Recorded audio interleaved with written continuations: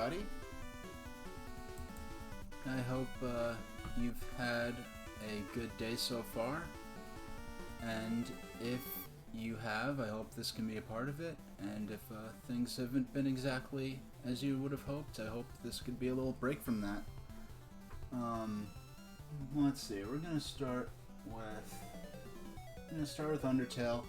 We're probably going to beat the main true pacifist campaign. We got the first ending, which is the neutral ending. No matter if you play killing monsters or play sparing all monsters, you always get the neutral ending.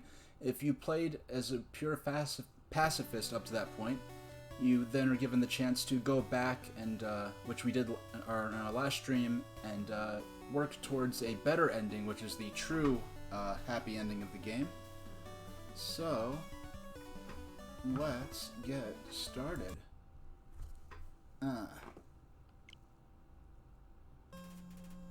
We're probably gonna go ahead and play through to the ending. I don't think this should take all that long. I have no particular scheme, or I just know once we finish with Undertale. Now, if you remember from last time, we made it down to this creepy laboratory where, hey, Kyle TX500, how you doing? Yeah, today we're gonna get the true pacifist ending in Undertale, and we're gonna play Mario Party 2. I'm playing it by ear. This probably shouldn't take more than an hour. I expect. I have a timer that I can see, but it is not a schedule. But I'm just it's just a guideline, so I don't sit on my butt too long and my legs fall asleep or anything silly like that.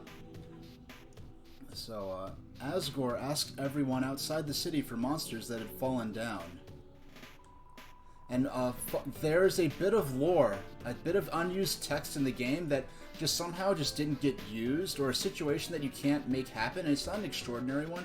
There is a lot to this game that exists only in the programming and meta files of the game. When people, like hackers, I guess, just hobbyists, went through the game's programming code and went through the game, there was actually additional lore to this game that could only be found by hacking in and seeing files that are in the game program but not used in the game.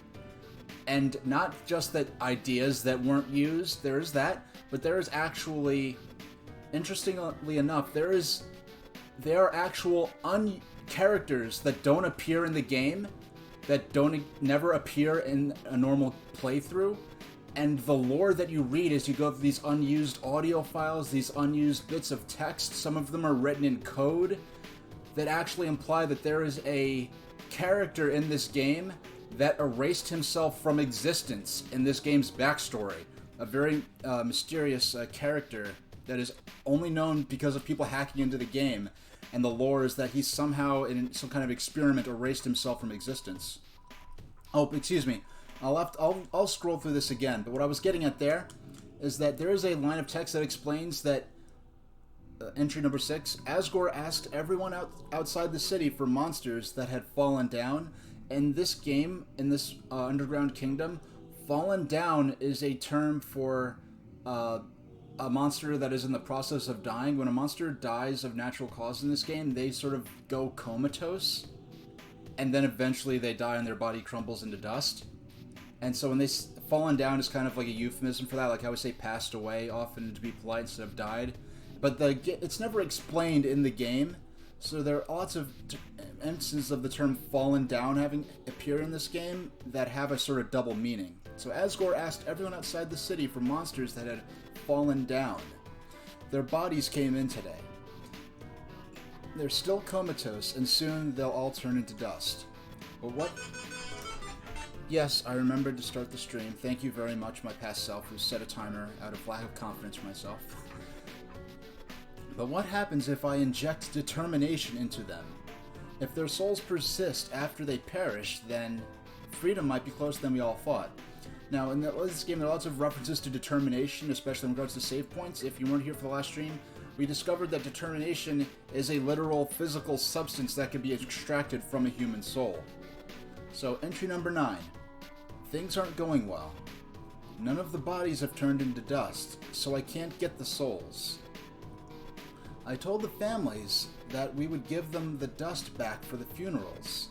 People are starting to ask me what's happening. What do I do? It's some kind of operating table.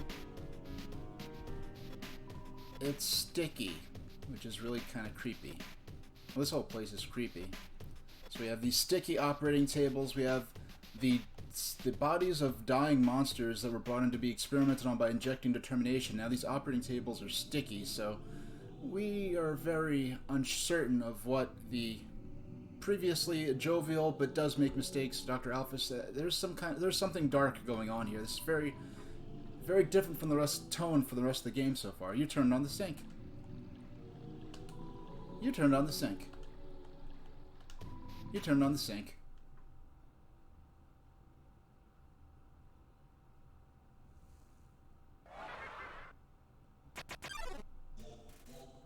Some blank drew near. A, B, C. Okay, so blank drew near. Act. Check. No data available.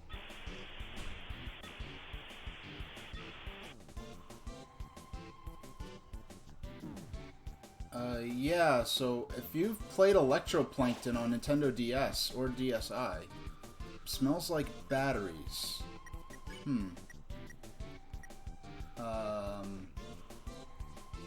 Stat. Attack 35, defense 30. You're just not getting any information on these things. Yeah, this is a lot like one of the modes in Electroplankton. Cell. You take out your cell phone. Now, like, when you're in this lab, and I think cell, first thing I think of is, like life cells in the body. So I didn't realize it until I... Come join the fun, you hear over the receiver of the cell phone. And yes, the shape of those things is actually a reference to Earthbound that I won't go into more detail about. But nobody came. So, but nobody came. We just have this creepy... Oh, we have Memory Head. That's what these are. Okay, so now it reveals the name. Now we can either join or refuse. I think these guys are a little creepy, so we refuse. That's a shame. It's a real get-together. Okay.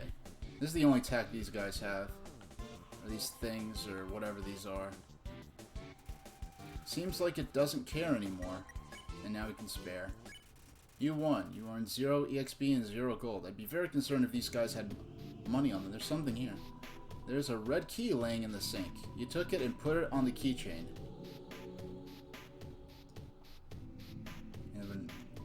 There's a note on the ground. You can't make it all out.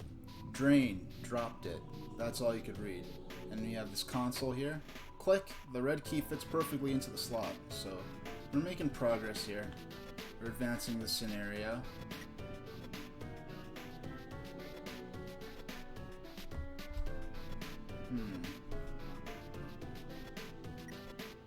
We already read these monitors. And we have some potato chips. I could have swore these were potato chips when we first bought them, but now they're potato chips. Let's get some... I never did check... Potato chips. Heals 13 HP. Regular old potato chips. So, let's save. Oh. Power room. Okay, we already looked at that. I'm gonna turn this down a little, audio down for myself, because I know I play with my personal audio very low for the game. My alerts actually should work now. It turns out that I didn't realize that the alert window, how easy is it to make it through this game as a pacifist? This is a unique game in that the leveling system works. Like, if you play through the game as a pacifist, you never get EXP, therefore you never get LV, or levels. And the game is balanced such as that you can play through the entire game at level 1 and survive the final boss of the game. You could survive the entire game with just that for the only 20 HP you start off with, without equipping a single weapon. So yeah, it's an interesting. But if you actually do play in a more typical RPG fashion and do level up over the course of the game, you do gain levels, and the game is balanced so that you have an appropriate level of challenge no matter how you play. I'm using a armor item. Hold on, okay.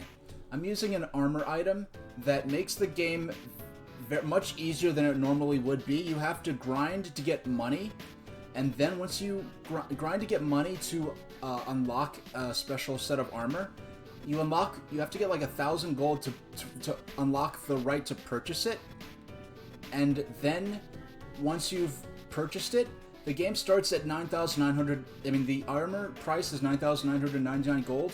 Then each time you die, it decreases the price of the armor by like 100 gold, I think. So I actually had to grind deaths in order to get the price low enough so that I could afford the special armor.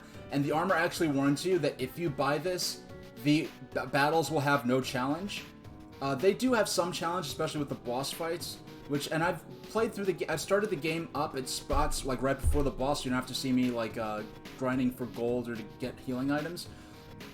So the game maintains an appropriate challenge whether you play it in a typical RPG fashion or if you play as a pacifist. And this scenario right here only can be accessed if you play the game and beat it normally as a pacifist. Then you go back to your save file. In typical, within the context of the apparent game in the way normal RPGs work, you've just gone back to your save file right before the final encounter.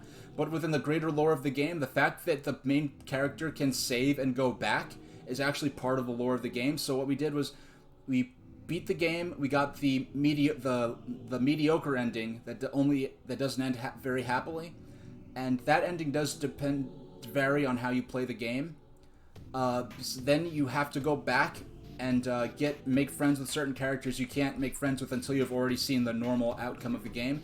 Now we're in this extra dungeon at the end where we're getting a lot of extra lore and learning more about some of the darker aspects of this universe. Entry number 12. Nothing is happening. I don't know what to do. I'll just keep injecting everything with determination. I want this to work. So what this lab is, they're doing experiments to find a way to harness the power of monsters' souls so that they could break through the magic barrier that keeps them trapped in the underground kingdom. Entry number 13.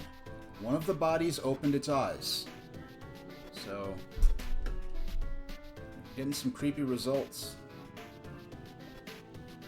And previously, most of the game had a very lighthearted tone, so this is it's an empty dog food bowl. It's a bed. It's a bed. This one has the sheets pulled down. Looks like a comfortable bed. Lie on it? Yes. So there we are, lying in bed. So,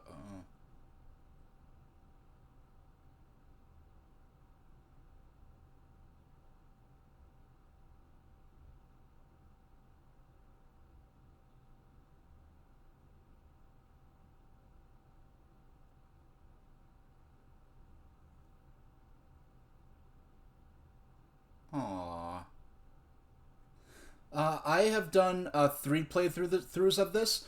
The first time I played it like a normal RPG. A certain character, the first boss of the game, I accidentally killed, and I continued playing and with those consequences. You do have the chance to. I had the chance to save over to go back to my save file and play again without killing her. If you do that, another character in the game. There's only one character in the game who's aware of this. This is a spoilers, but there's only one other character that is aware of the fact that the save function exists, and he will call you out saying, I know what you did, you murdered her, and then you went back because you felt bad. Which we actually did do in the early VOD of this. So, one of the early VODs that are starting to expire at this point, so I have uploaded them on YouTube. I've yet to post the links to them because I made them inaccessible. But this is a relatively short RPG. Even playing through this like blind my first time, it didn't take me more than... I'd be shocked if it took more than 6 or 7 hours. Most of that was just spent on puzzles. Yeah, this game is meant to be played through probably at least 2, possibly 3 times, and you could play through many different ways and find many new things. Some of the things I experienced in this playthrough I do know because I kind of cheated and did read through the wiki at some of the more interesting results you can get if you act certain ways, but... excuse me, let me talk through that. Entry number 14. Everyone that had fallen down has woken up. They're all walking around and talking like nothing is wrong. I thought they were goners?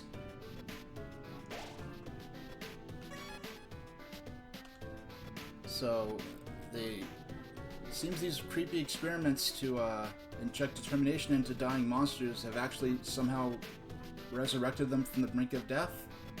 So, entry number 15. Seems like this research was a dead end, but at least we got a happy ending out of it. I sent the souls back to Asgore, returned the vessel to his garden, and I called all the families and told them everyone's alive. I'll send everyone back tomorrow. Entry number 16. No, no, no, no, no, no, no, no, no, no, no.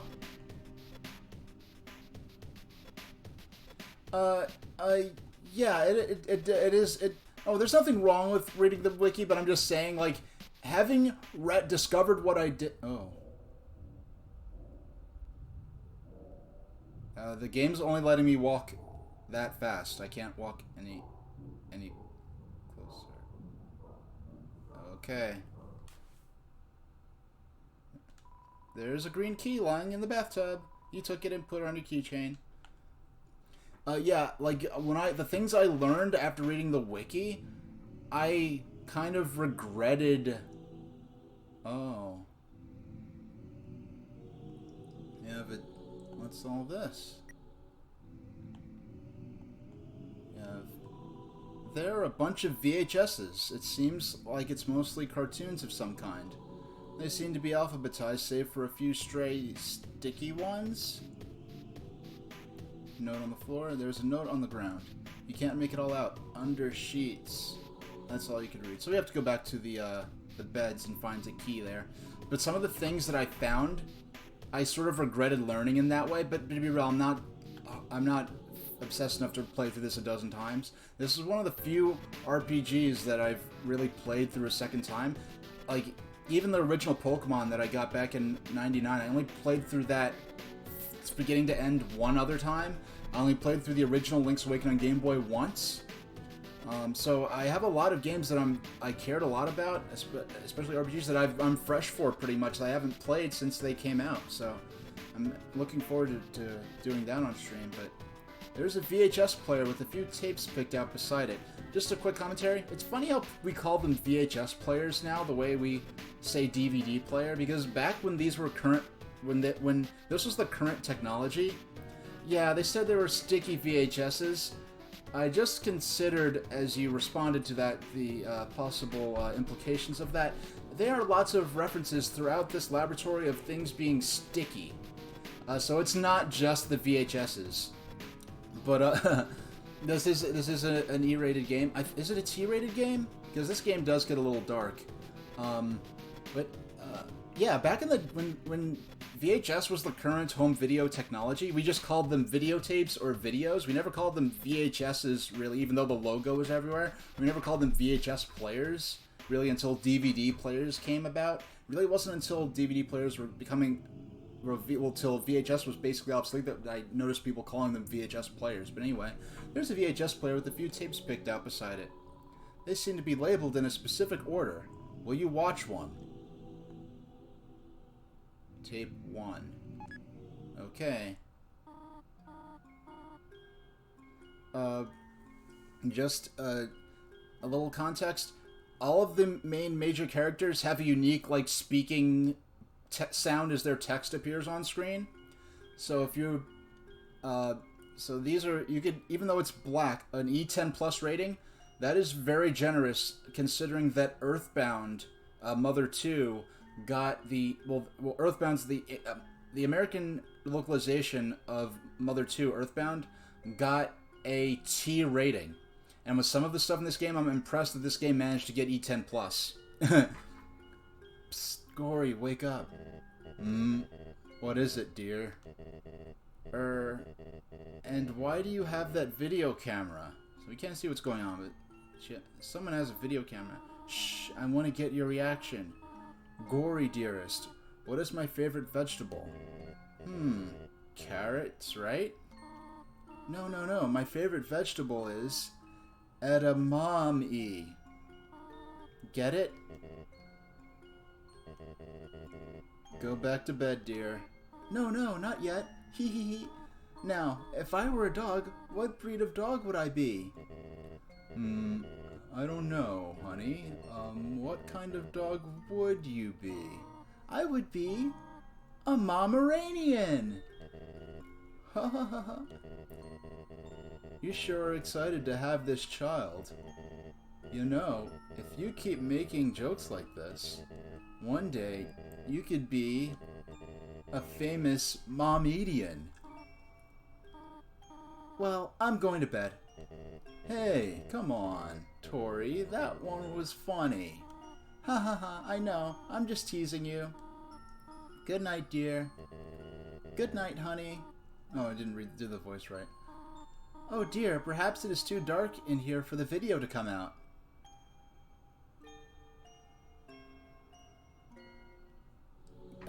Yeah. I mean, and if they kept the localization strict to the Japanese edition, Mother 2, the game would have got an M rating for sure. And actually, Earthbound getting re-rated for it with a T rating did in fact give a lot of hope that perhaps Mother 3 is a candidate for localization now that Earthbound is a franchise with an established history of having a T-rated release. Because there's no way a faithful translation of Mother 3 is getting a T rating, if not an M rating. So, okay. So, what we had, for those who don't know, like basic, I don't know if I should if anyone would like me to explain the subtext of that tape just now, go ahead, you know, I will do so. You'd have to have played a lot of the game and be paying attention to a lot of things to have understood that, because we only had the text to go off of and the sound effects. So if anyone wants me to explain that tape 1, go ahead. But we're gonna move on to tape 2, because we're getting a lot of lore right here. Okay, Frank, are you ready? Okay, Frank, are you ready? Frank is the name I put in at the beginning of the game when it said to name the human that fell into the underground. But no one in this game has come to us with a video camera, and this dialogue has never taken place in the game, and the monster world and the human world are totally separated from each other. There's no contact between them. But somehow, in this underground laboratory where we've never been before, someone has a home videotape where they mention they mention Frank by name, the name we put at the beginning of the game, and that's when I realized, wait, no one in the game actually ever, yeah, the game's written in such a way that the name you put in at the beginning is never used by characters that are talking to you. So seeing your name suddenly here is kind of jarring, alarming, kind of mysterious. How does these tapes exist? It's like, okay, Frank, are you ready? Now, my voice performances may be a bit of a clue. Do your creepy face. Ah, hee hee. Oh, wait, I had the lens cap on. What? You're not gonna do it again? Come on, quit tricking me. Okay, so somehow there's a kid who was recording us, but he had the lens cap on, so we didn't get to see the video. We just heard the audio. But somehow there's home videotapes of us down here, and we don't know why. Or how. Howdy, Frank. Smile for the camera. Ha! This time I got you. I left the cap on purpose. Now you're smiling for no reason. What? Oh yeah, I remember. when we tried to make butterscotch pie for Dad, right? The recipe asked for cups of butter, but we accidentally put in buttercups instead. Yeah, those flowers got him really sick. I felt so bad, we made Mom real upset. I should have laughed it off like you did. Anyway, where are you going with this? Huh? Turn off the camera? Okay. So... that was an interesting conversation that we had with another kid, and it was recorded, but the lens cap was on, but we never interacted with this character before, and it's our first time down here. Okay, this is getting weird. I'd so sincerely wish I had... I'm somewhat recreating my thoughts as I played through this the first time. Yeah, this is one of those games where a blind playthrough that's done as a Let's Play or live, and someone discovering this for the first time, it is a fun thing to watch. I don't like this idea, Frank. I mean, what? No, I'm not. Big kids don't cry. So he was crying. Yeah, you're right. No, I'd never doubt you, Frank. Never. Yeah, we'll be strong. We'll free everyone. I'll go get the flowers. So they're talking about freeing everyone, and whoever this other kid is just said he'd go get some flowers. Then the last video talked about how they accidentally, being, you know, silly little kids, put in buttercups into a pie instead of cups of butter, and got Dad sick from eating buttercups, and now they're talking about going to get some flowers, and an idea that made this other kid cry, and he isn't sure about. Okay, this is not going well. Tape 5, last of the tapes. Frank, can you hear me? We want you to wake up. Frank, you have to stay determined. I do need a little... I can't quite make out the difference between the typing sounds of the... because that's the only way to distinguish between the characters, because we don't... You can't give up. You're the future of humans and monsters. That's something it says whenever we get a game over. Then we hear that other voice again. Psst, Frank, please wake up. I don't like this plan anymore. No, I said I'd never doubt you. 6, right? We just have to get 6. And we'll do it together, right? 6. That's the number of human souls it takes to destroy the barrier that's keeping all the monsters locked in the underground kingdom. Alright, unless someone would like it to be explicated a bit, I'll leave it at that for now. Entry number 4. I've been researching humans to see if I could find any info about their souls. I ended up snooping around the castle and found these weird tapes. I don't feel like Asgore's watched them. I don't think he should. Okay, this is getting really ominous. But there's a save point right there. So let's continue on. Oh dear. Smells like sweet lemons. Lemon bread. We can call, hum, scream, flex, unhug, or cry. Let's hug. Let's hum. You hum a familiar tune. Lemon bread's body shakes. Welcome to my special hell. Say a dozen different... Ooh.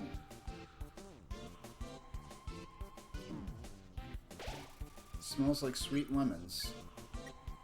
Scream. You screamed out, but nobody came. That phrase again, but nobody came. But nobody came. Ooh.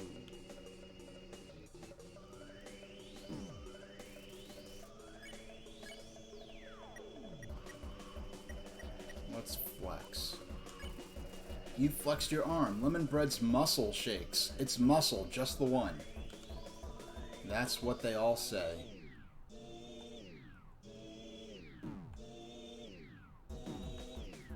Ooh. Smells like sweet lemons. let's go ahead and use the PT Chisps, which they are now called. The Butts Pie, that's the butterscotch pie. The names of the items like to change randomly. It's a deliberate thing they do. It's a little... makes you question your sanity a bit at first, but... okay. But nobody came. Now, I'm having a much easier time because I do have that special armor I got. The reason I got that armor, which you do have to go very far out of your way and spend probably a few hours of gameplay to get, is just so I can play through this with minimal risk of having to redo things due to dying. Just to make for a better stream, I believe. I've felt this before, says a dozen different voices. Okay. Could this be goodbye? Spare? You won. Okay, well, you have this strange machine thing here. We don't know what that is. DT extraction machine. Status inactive. So they were talking before about extracting determination from human souls, and I think this is the machine. Well, it says flat out, if you could figure out what DT... Yeah, it's a worthy upgrade for a casual playthrough. For a ordinary playthrough, unless you aren't very good at the game, I wouldn't suggest it. For a streaming purposes, it might be worth it to grind off stream to get this armor. For streaming purposes and knowing generally what to do, it certainly made it a lot better. But okay, we're in a fog here, trying to find our way through, figure out what's going on.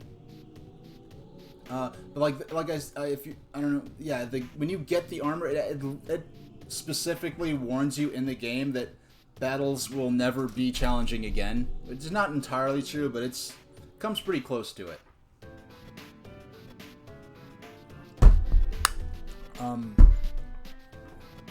There's a note on the ground.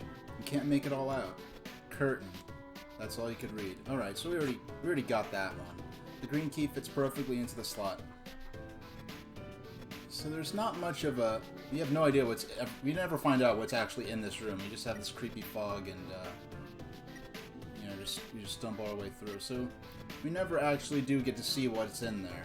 Maybe that's for the better. With all these, creepy experiments going on. I looked at a little bit of your VOD from yesterday, KTX 500. A little bit of the VOD from after I left. I left not too long after the Wind Temple. How's the Triforce hunt going? Oh. Entry number 11. Now that Metaton's made it big, he never talks to me anymore. Except to ask when I'm going to finish his body. But I'm afraid if I finish his body, he won't need me anymore. And then we'll never be friends ever again. Not to mention, every time I try to work on it, I just get really sweaty. Metaton is a robot that we encountered earlier in the game that Alphys, who wrote all these entries, built. But then someone says that Metaton, the robot, talks as though building him was his idea to begin with, which is an interesting...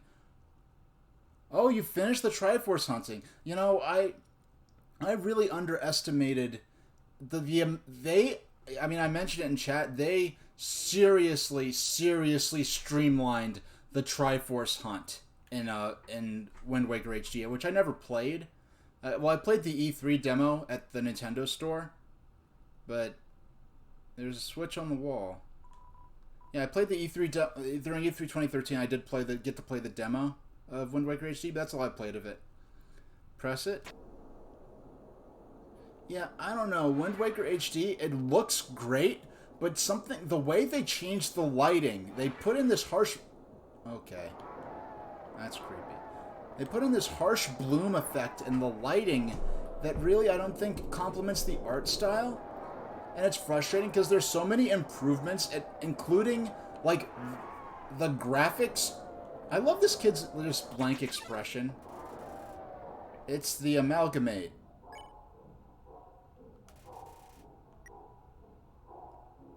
that is definitely does not happen in the GameCube version. In fact, for one of them, I ended up using the Tingle Tuner with a friend. It's kind of funny how they replaced the Tingle Tuner from the GameCube version with the Tingle Bottle, and now the Tingle Bottle is just utterly useless because Miiverse is gone. So we can check, pet, beckon, play, and ignore. Check. Let's check. Amalgamate. It's unclear how many dogs this counts as.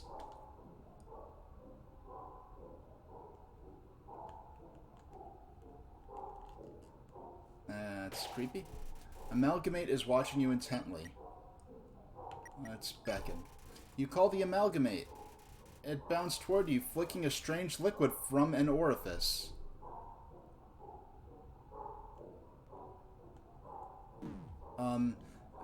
There's a certain way that dog enemies fight you when you encounter them earlier in the game, and all these attacks are like perverted or corrupted versions of the attacks that previous monsters used.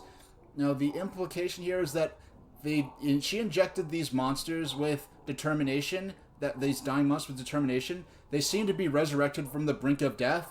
Then they all started melting and fusing with each other into horrible abominations.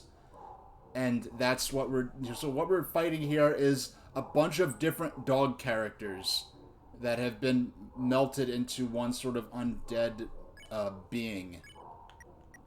So like when you fight dog enemies, like the attack is like a little dog runs around in the box, and now you have this creepy little dog that just has a circle for a face that's like shooting arrows at you, and it's like rocketing around the screen, and it's just this does somewhat take this.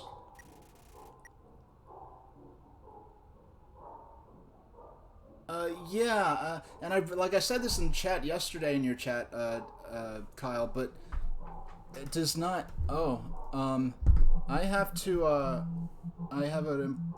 I'll be right back. I'm getting a call right now.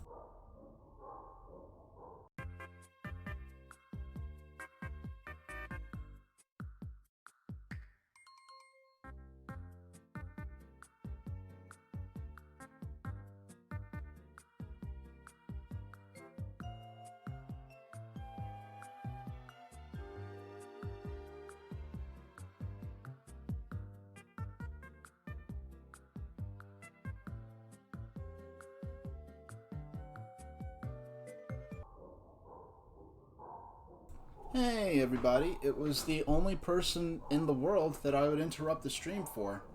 So,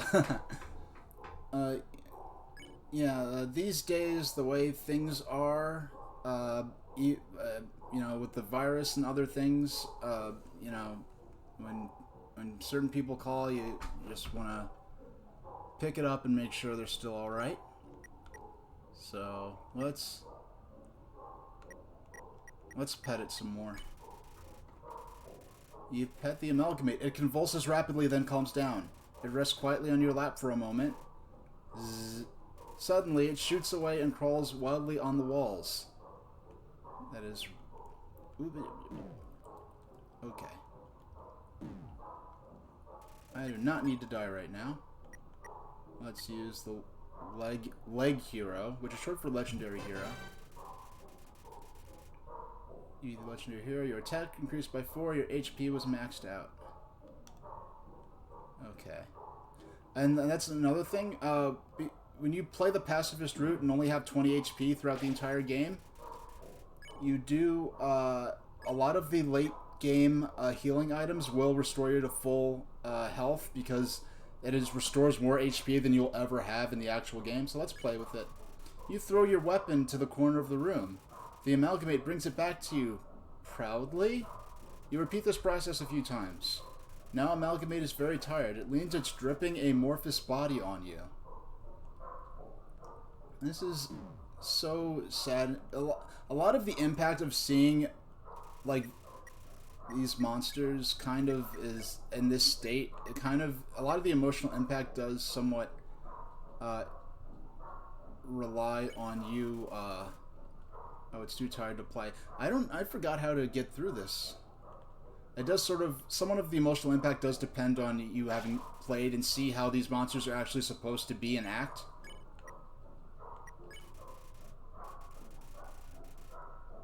Yeah, if you need me to mute this, and actually what this creepy song is, it is the theme. There's a special theme that plays when you fight dogs in this game, and it is the goofiest, most happy-go-lucky song ever. And this is that song played like at like 300% like reduced speed. And I'm... Ooh. Okay, Amalgamate is twitching affectionately. You try looking away, but it seems to appear everywhere you look. I'm not sure how to resolve this situation. I'll have to keep experimenting.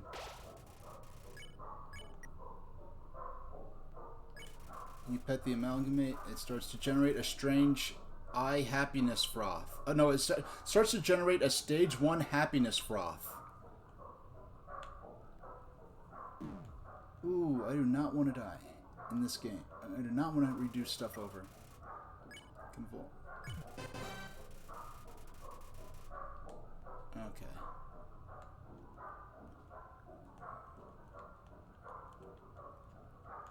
Ooh. Oh yeah, if you're not familiar, the stream lost audio.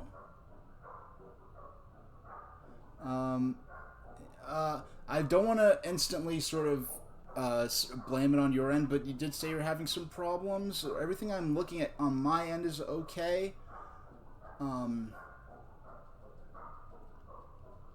And this isn't the kind of game scene where it's easy for me to look at the actual live feed and just see how, what was going on a moment ago.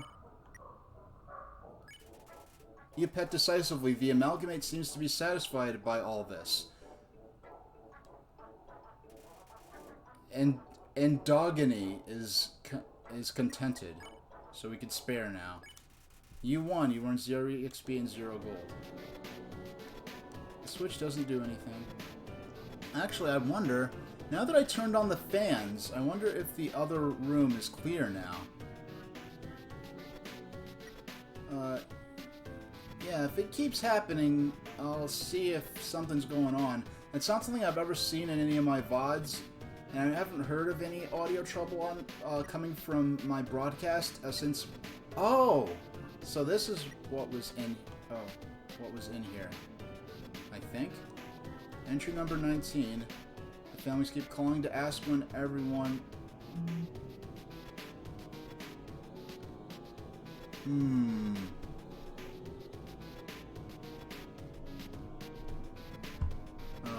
Hold on a second. I'm just going to...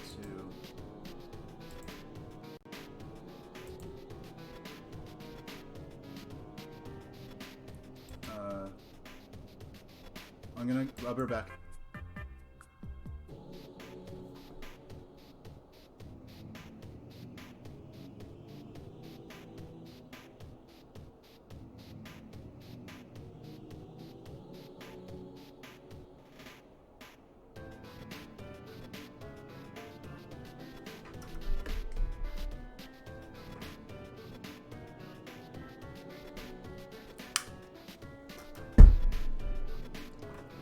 Alright, yeah, it does seem good now.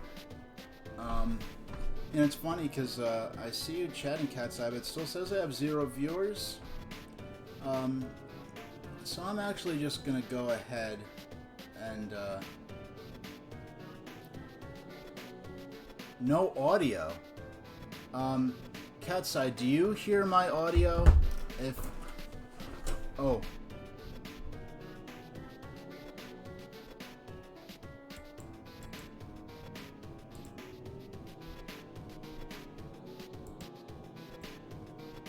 Okay, so Cat's Eye can hear my audio.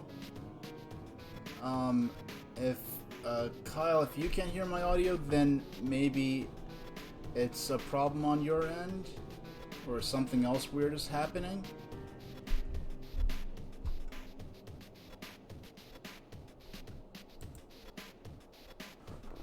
Alright, thanks for sticking with me through all these weird problems. This is the most technical problems I think I've really ever had in any stream since the first one, so I'll take it, because typically things tend to go a lot rougher when you first get started with this. There we go. Alright, so yeah, I didn't react to it quick enough because it was coinciding with other problems that were happening that weren't on my end, so... Alright. Entry number 19. The families keep calling me to ask when everyone is coming home. What am I supposed to say? I don't answer the phone anymore. And there are references to this throughout the game that you never know the meaning of it until you get here. It's a refrigerator. It's empty. It's a refrigerator. It seems to contain samples of some kind.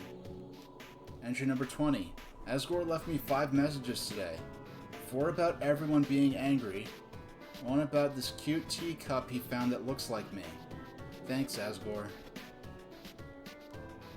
It's a refrigerator. It's empty, even though it's shaking around in a really alarming manner. Entry number 21. I spend all my time at the garbage dump now. It's my element. Yeah, we went there last stream for the date with It's a refrigerator. It seems to contain samples of some kind. It's a refrigerator. It's empty. Or not, or it's a giant creepy thing. It's so cold. It's so cold. Amalgamate. You can laugh, joke, or heckle. Let's get our mileage at it. You said something like, "You look horrible. Why are you even alive?" What? You didn't say that? Snowy. There's the attack. Yeah, it's not even really trying to attack us. Joke. You told a bad pun about Snow. Her expression starts to shift. Haha, I remember. It's so cold. Laugh. You laugh and keep laughing. It's so funny you can't stop. Tears run down your face. What? You didn't do that? Snowy. It's so cold.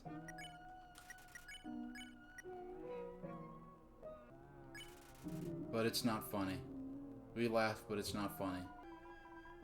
Snowy.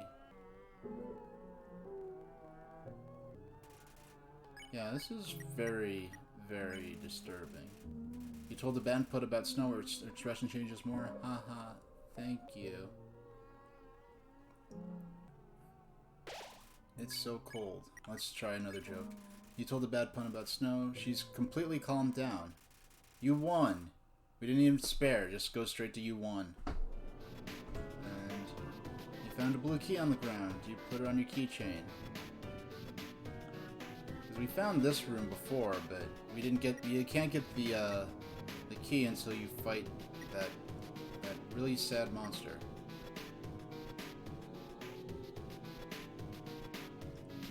Yeah, but it sounds like they, so you got the Triforce, and probably the most anticlimactic way you can get the Triforce in the entire Zelda saga, Kyle, if you're still around. Yeah, so I'll look forward to seeing what you make of the end game. Okay, let's save. One of these. It's a bed. There's something under the sheets, and I'm realizing you can actually see in the sheets that there's a lump there. Check it out. Yes, no, yes. It's the yellow key. You put it on your keychain.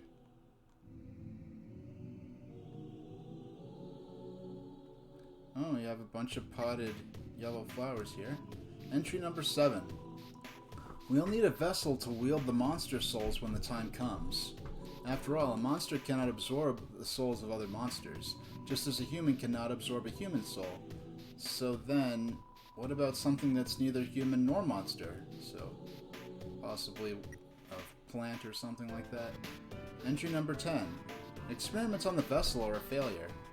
It doesn't seem to be any different from the control cases.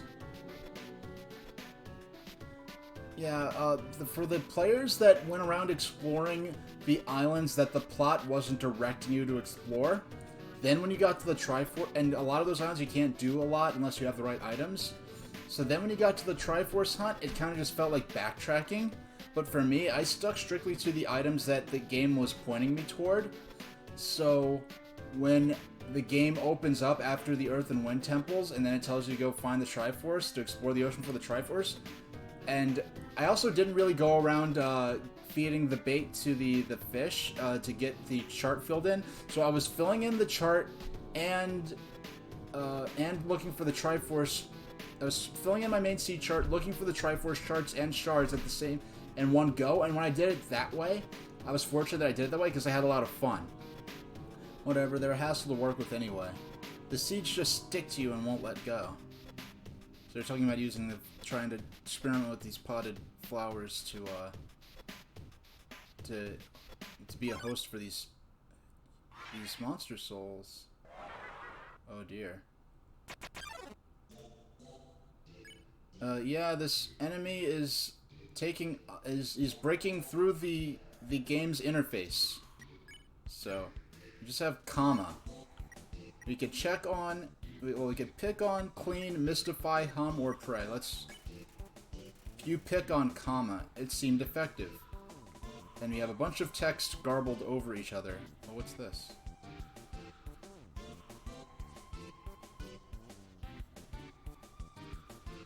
That was disturbing.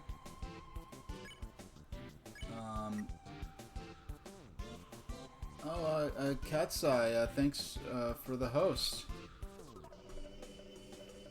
Yeah. Mystify. You did something mysterious. It recognizes it has more to learn from this world. And we have a bunch of... Oh, now the little butterflies are... Yeah, the normal battle animations and the normal battles, if you're not familiar with this, are not normally all creepy and weird like this. You wash your hands, nothing happened.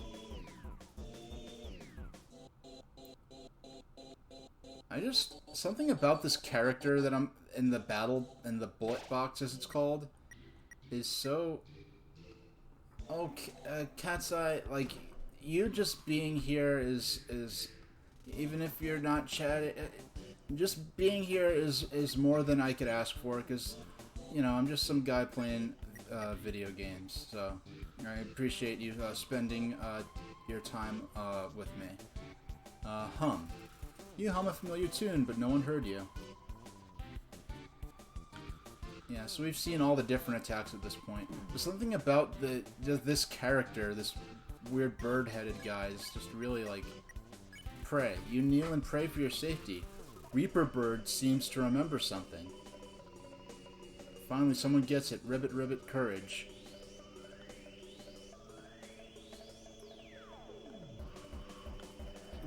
Okay, Reaper Bird seems placated. Spare. You won. You got 0 EXP and 0 gold. So we'll continue on our way. There's a note on the ground. You can't make it all out. Cold. That's all you could read. Click. The blue key fits perfectly into the slot. Yeah, we've gotten all 4 keys and put them in the slots, so we're getting close to the end of this section. Let's save and continue on. Yeah, this is a real departure in tone from the rest of the game, where we have this mad science and human experimentation sort of. Oh, there's still one more. Which one did I miss? I'm gonna buy some chips.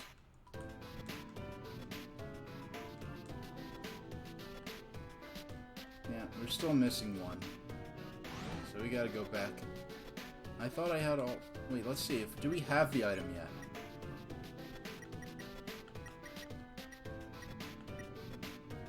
Oh wait, the keys go on the keychain, so... Yeah, and I'm still kind of, like, reserved about even just having put follow notifications be... I think I set it so that, the audience will grow. I've, you know, I already have more. You know, I already have regulars. That's more than I dare ask for at this point.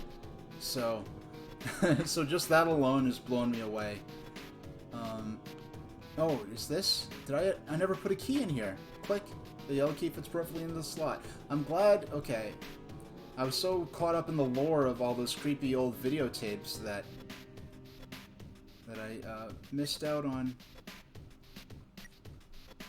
Oh yeah, that just talking about streaming itself. I'm just saving at every opportunity. Not that I expect anything crazy to come out and get me, but I forgot how you were the wheel spin you did yesterday. Just spinning wheels is fun. Like, I remember being a really little kid. I used to watch Wheel of Fortune just for the wheel. Now it is true that, I'd watch. That's how I got into Thomas the Tank Engine, because like, there was a windmill on the front cover of one of the early Thomas tapes, and actually that's what got me into Thomas. So it's just because I wanted to see the windmill. I love windmills. I love watching Wheel of Fortune just for the wheel. Yeah, so we have what seems to be the doors for an elevator here. Seems like another elevator has lost its power. Yeah, so apparently fascination with spinning objects, because I love pinwheels, I loved windmills, water wheels, I loved Wheel of Fortune for the wheel.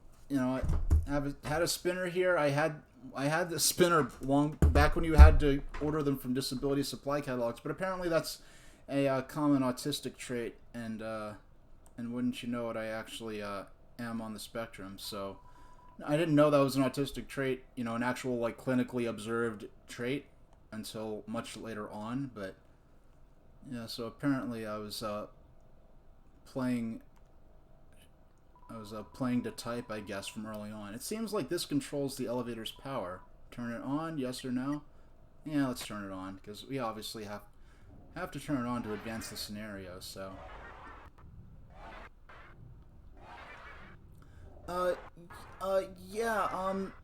stream when you want to. When there's a reason that you care about doing a broadcast and just showing something off,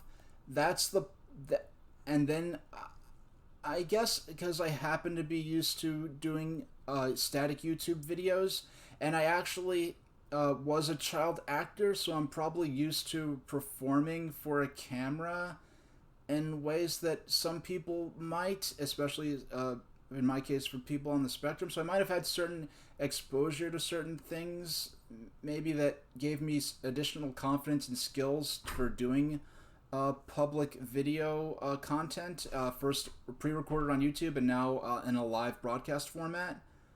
But what I could say from my experience, which isn't necessarily going to it's not for everyone. You may try it and not like it, and if you try it and you feel it's not for you, there's no shame in that. People did offer. Some of my viewers did actually offer to pitch into a GoFundMe to get me my streaming equipment. I didn't want to because, well, I'd rather be the last thing someone spends their money on. As far as what I'm doing, as far as online video content. But in addition to that, I would have hated it so much to have people pitch in to get me equipment to get back into YouTube because my equipment was aging, and to be able to start doing live broadcasts, and then I try it and I just don't like it. I'd feel so bad if I took people's money. And okay, so we had these more of these creatures come up, and here's Dr. Alpha is like, oh, I got you guys some food, okay? So now they calm down and okay, sorry about that. I love the character sprite, the dialogue sprites for key characters, especially Dr. Alphys. I love the characters sprites so much. They get kind of sassy when they don't get fed on time. I think they smelled the potato chips you had, and anyway, the power went out, and I've been trying to turn it back on, but it seems like you were one step ahead of me. This is probably just a big inconvenience for you, but I appreciate that you came here to back me up. As I said, I was afraid I might...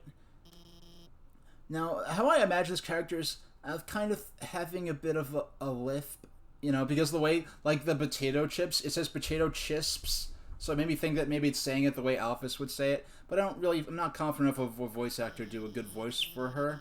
But the writing, this game's two strongest aspects, I think, are the writing and the music. And all the music was done by one guy, Toby Fox, who's kind of the mastermind behind this game. He basically made most of this game with the help of some other people in a basement that he was living in, as I understand at the time, that he was renting or something crazy like that. I haven't done deep research into Toby Fox himself. So if that's the equivalent of me spreading like the rumors that like J.K. Rowling wrote the first draft for Harry Potter on the back of napkins or something dramatic like that. But I did hear that he wasn't exactly living it up at the time he was working on this. But to tell the truth, that I might run away or do something cowardly.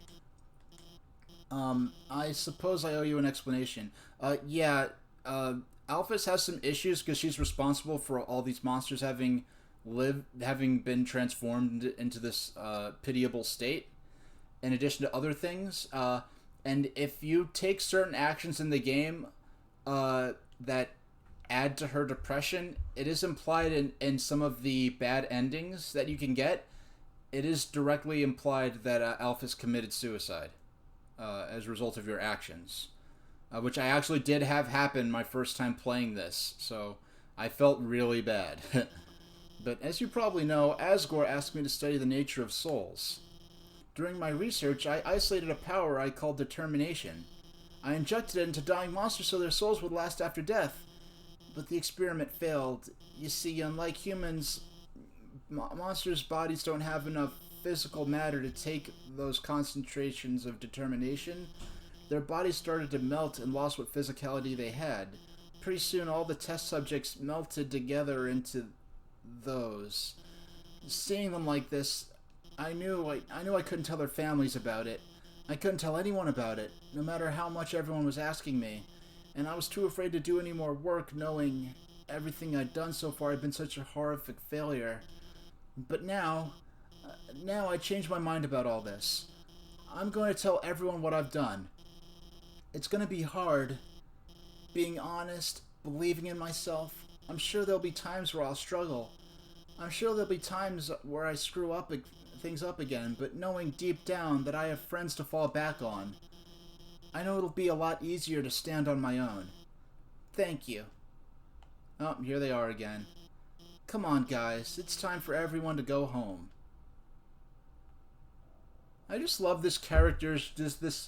This character is meant to be gender ambiguous, race ambiguous, so that anyone playing could somehow sort of project themselves onto him. And he has this blank-looking expression that no matter what happens in the game, no matter what crazy situations, I know for Toby Fox, this was like, I mean, he made this using Game Maker, and he really like, and he got to start doing Earthbound fan games. In fact, one of the most famous tracks in this game actually was a track he made when he was like 14 or 15 for an Earthbound fan game. That track is Megalovania. Well, it was an Earthbound hack he made when he was like 14 or 15, and he made this track as a boss theme for that game, for that ROM hack. So this track that he made as a teenager for an Earthbound ROM hack, something that Nintendo would send a cease and desist over if they had gotten wind of it, and like back then, the track he made for an unauthorized Earthbound fan hack is now officially featured in Super Smash Bros. Ultimate. That is such a crazy story. So... Entry number 8. I've chosen a candidate. I haven't told Asgore yet because I wanted to surprise him with it. In the center of his garden, there's something special. The first golden flower that grew before all the others. A flower from the outside world. It appeared just before the queen left. I wonder, what happens when something without a soul gains the will to live? That is a interesting question. I didn't set everything up perfect, so you can't quite see the other end of the switch over there. But yeah, there we go. That's more like it. I do like having my consoles on screen when possible. Yeah, in this case, it was true. And we have these creepy monitors turning up with a red smiley face on them. Entry number 18. The flower's gone. The flower is gone. That's really disturbing. Alright, so we're back in the ring. It's a voice you have never heard before, calling me on the phone. Frank, are you there? It's been a long time, hasn't it? This is the first person to call Frank by name in the entire game. And then we had videotapes of Frank that chronologically can't exist because they had to have been taken before he fell down here. So we have a lot of things that aren't adding up. But you know, someone calls us like, "Hey Frank, thanks to you, everything has fallen into place, Frank." And it's a voice that we've never heard before that's calling us Frank. See you soon. Oh, the elevator's crashing again. Okay. Now we are in the final area of the game again. We've been through here once before when we got the first ending. Then we went back and did all this, and now we can get something different. So...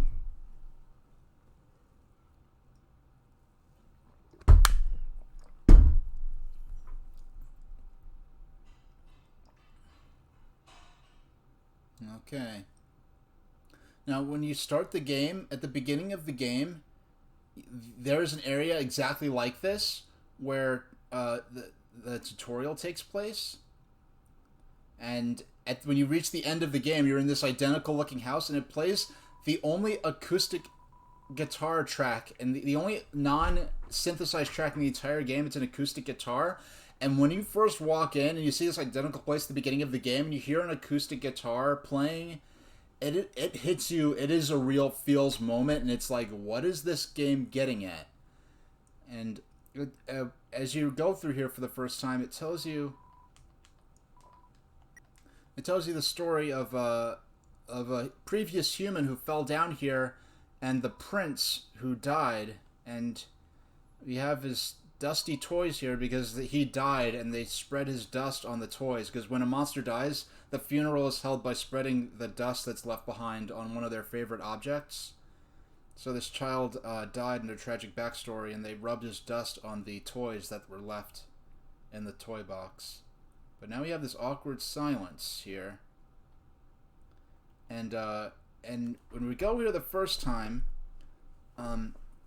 we know the king of the monsters is going to try to kill us so that he could take our soul, which would be the 6th human soul, that he would use all 6 to destroy the barrier and free the monsters from this underground kingdom. And I'll show you this actually a bit of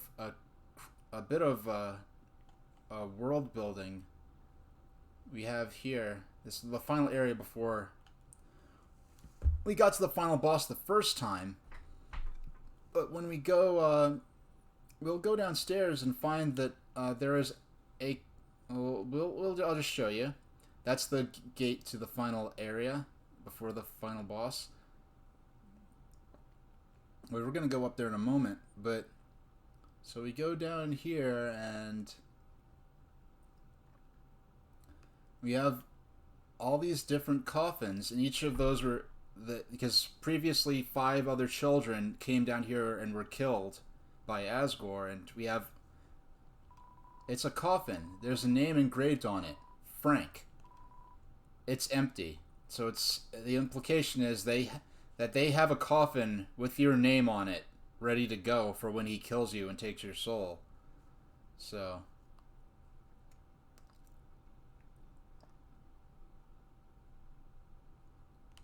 And here's where you meet the king, and and here's the queen's throne, which has a tarp over it, a sheet over it, because she, after the tragic backstory, she got sick of this whole thing of him wanting to kill human children that fall down here to take their soul. Hey, Calcaboy75, we are, if you were here, so we're back at the final boss from last time.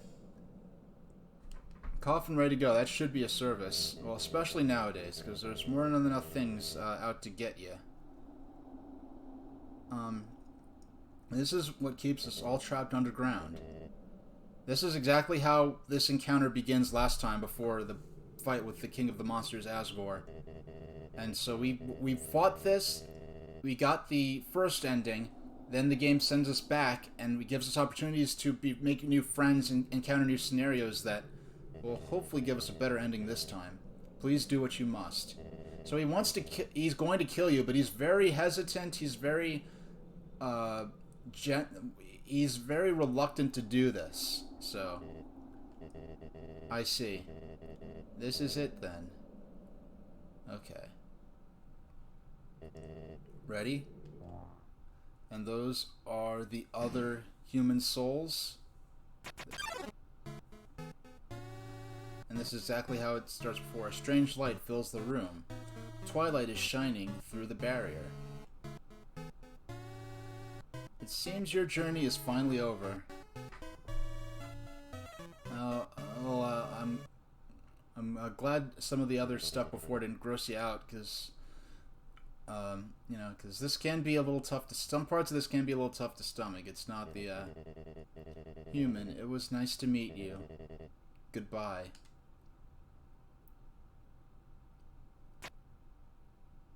That is new. That did not happen before. Before we just fought him.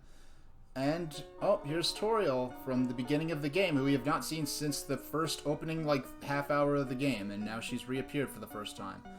What a miserable creature torturing such a poor, innocent youth. Do not be afraid, my child.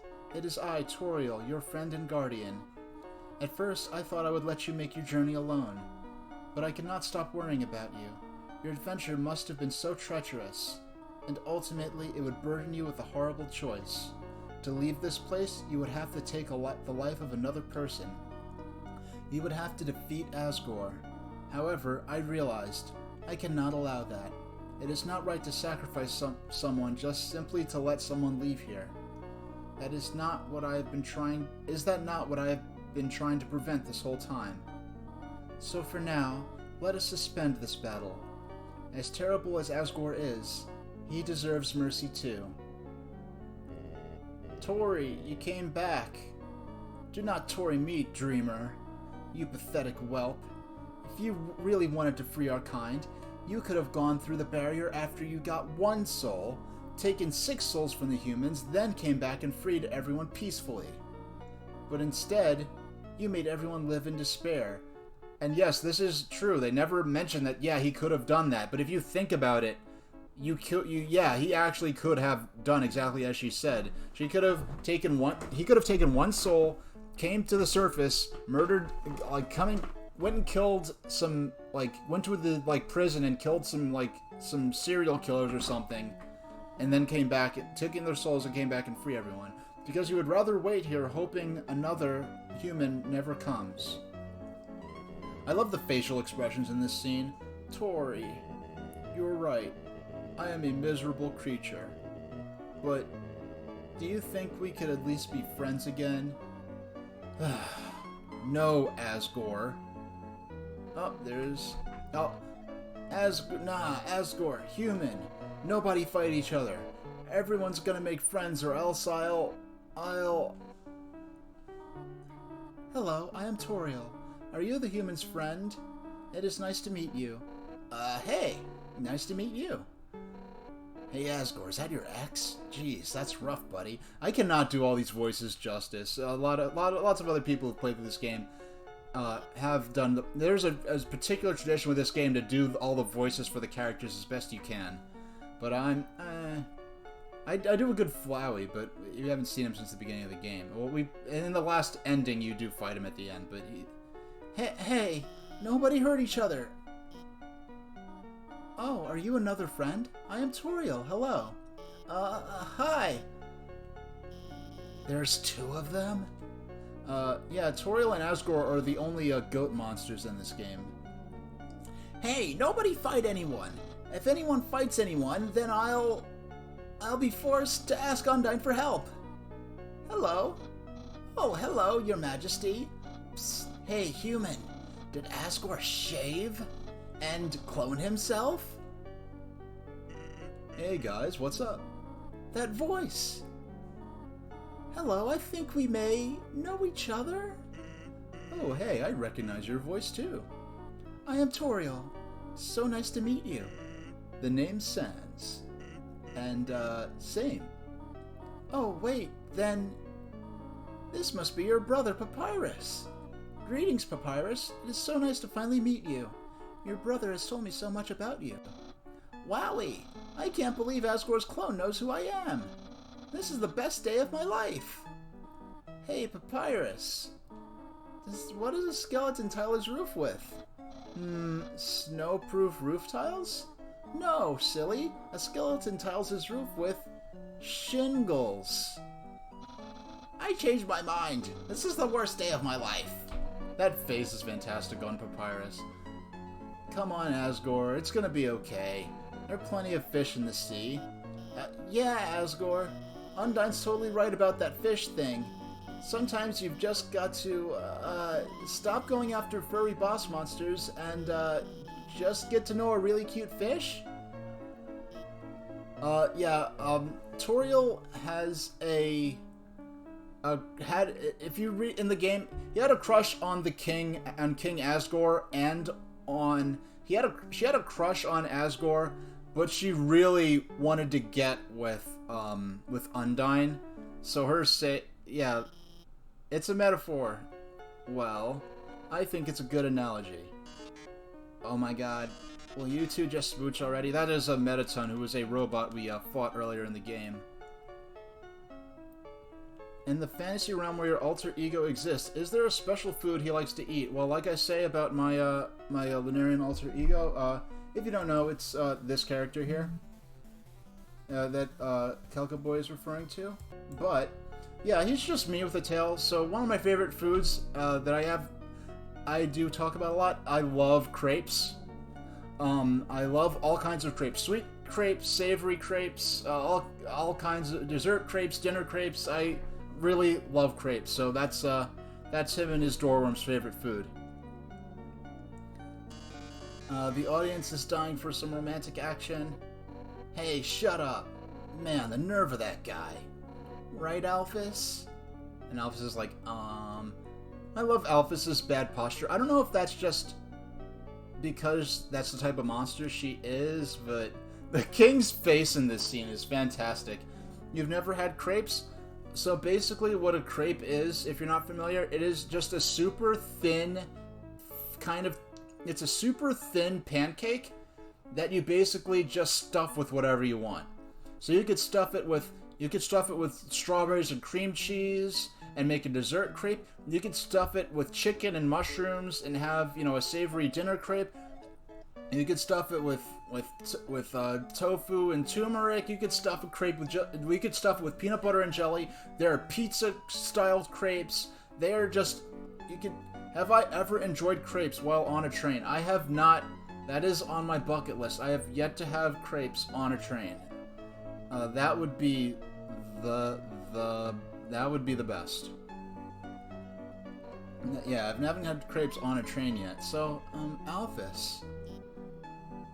No, and these two just only recently, just before that last laboratory dungeon, discovered that they loved, because they both were into each other, but it was a secret, and they both only just found out since their first time together since then. But he's right. Let's do it. The faces here are fantastic, especially on the king. Well, I guess if you want to, then don't hold anything back. They're just gonna kiss, of course, but Toriel, who is all about, think of the children.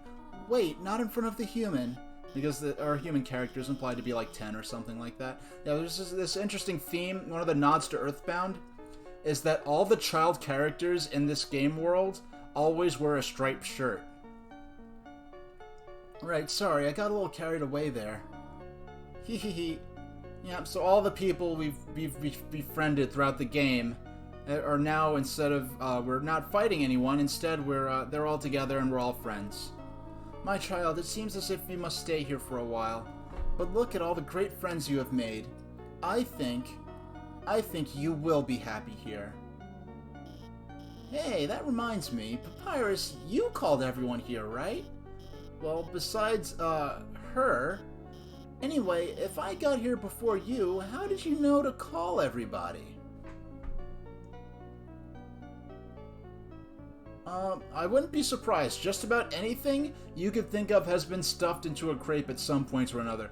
One of my favorite crepes in the place I go to near me, they have what's called a crepe samosa, where they actually fill the crepe with the fillings of a samosa, and they give you a sweet, they give you a chutney sauce to go with it. It's one of my favorite crepes of all time. How did you, and because I love samosas and I love crepes, so hey, crepe samosa. The second I saw that, I'm like, okay, this place is just for me. Let's just say a tiny flower helped me. Uh-oh, guys. A tiny flower? Yeah, so...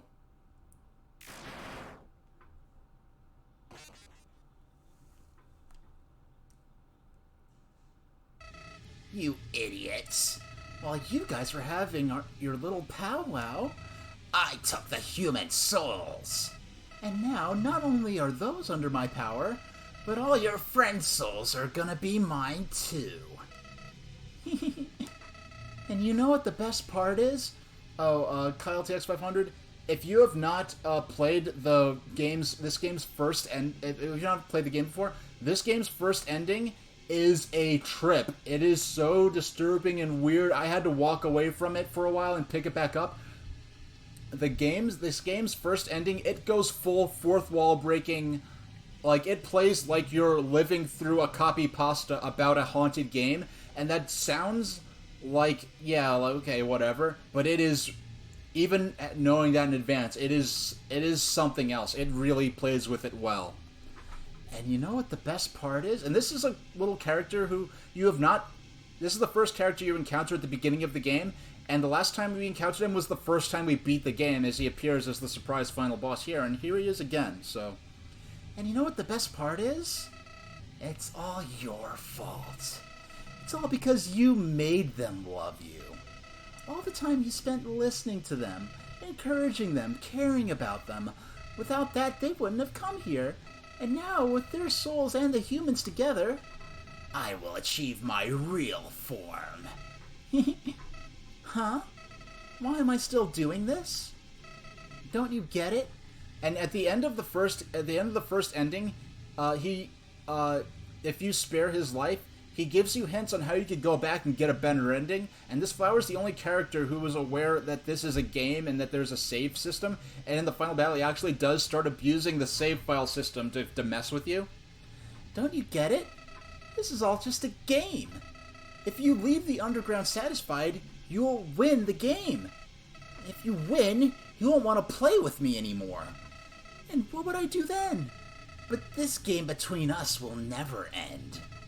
I'll hold victory in front of you, just within your reach, and then tear it away just before you grasp it. No, well, I did briefly because I got an important call I had to take. But this is our first game. We're gonna play through to the conclusion of this scenario until we get our ending that Flowey wants to take away from us. Because we got the bad ending last time. This time we're going to see if we can get a better ending, and all our friends here, Flowey's holding hostage, and he's threatening to just keep holding our happy ending hostage so that we'll keep coming back and playing, hoping to get a real happy ending. And then tear it away just before you grasp it. Over and over and over. Listen. If you do defeat me, I'll give you your happy ending. I'll bring your friends back. I'll destroy the barrier. Everyone will finally be satisfied. But that won't happen. I'll keep you here no matter what. and our soul that we use to dodge the bullets is trapped inside the tiniest possible, even if it means killing you 1,000,000 times. I'm helpless here.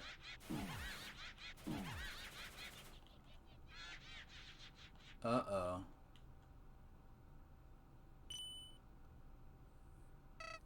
What? Do not be afraid, my child. No matter what happens, we will always be there to protect you. There's Papyrus and Undyne protecting us there. That's right, human. You can win. Just do what I would do. Believe in you. Hey, human, if you got past me, you can do anything. So don't worry, we're with you all the way. Huh? You haven't beaten this guy yet? Come on, this weirdo's got nothing on you. Technically, it's impossible for you to beat him. But, somehow, I know you can do it. Yes, this is the proper way to defy expectations, not by having a bunch of random stuff happen to insult your intelligence for expecting plot points to be addressed properly. Ryan Johnson. Human, for the future of humans and monsters, you have to stay determined. And we're yes, all the characters in the game that we fought and spared throughout the game are now here. No! Unbelievable! This can't be happening! You! I can't believe you're all so stupid. All of your souls are mine!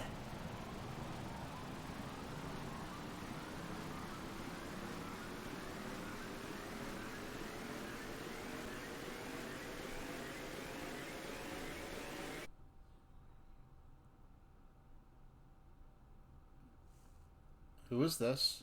They're wearing a striped shirt, so we know they're a kid.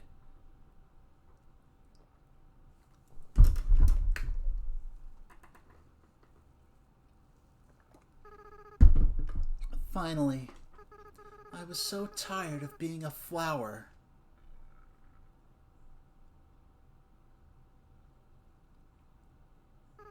Howdy. Frank, are you there? It's me, your best friend. Asriel Dreamer.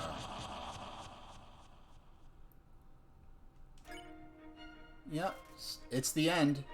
Let's check on his stats. Check. Asriel Dreamer, infinite attack, infinite defense, legendary being made of every soul in the underground. We've seen these attack patterns before, haven't we? Yes, this is the son of Asriel and Toriel. Asgore and Toriel. This is their son Asriel, a combination of their names, who died in the game's backstory, and we've just had the reveal that Flowey was actually the reincarnated soulless form of Asriel, who now has his name all trippy. So, if you didn't play from the entire game, the weight of that reveal is kind of a little bit lost, but our only actions we could take are to hope and to dream, so we're at... Oh, that's just a timer to remind me to take a short break so I can stretch a bit. But I'm hydrated. I'm feeling properly. My limbs aren't falling asleep or anything.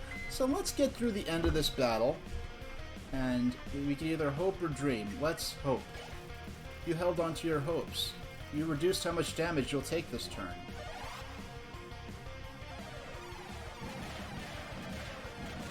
Ooh. We're taking a lot of damage there. Asriel charges Shocker Breaker. Let's hope some more. You kept holding on. Damage reduced. You know, I don't care about destroying this world anymore. Ooh. Okay, we're getting... Asriel caused on Chaos Saber. Okay, hopefully we You kept holding on, damage reduced. After I defeat you and gain total control over the timeline, I just want to reset everything.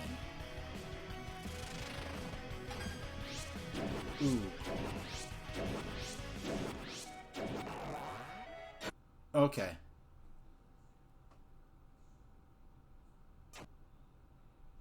But it refused. And we're back. We did not die. The soul refused to break.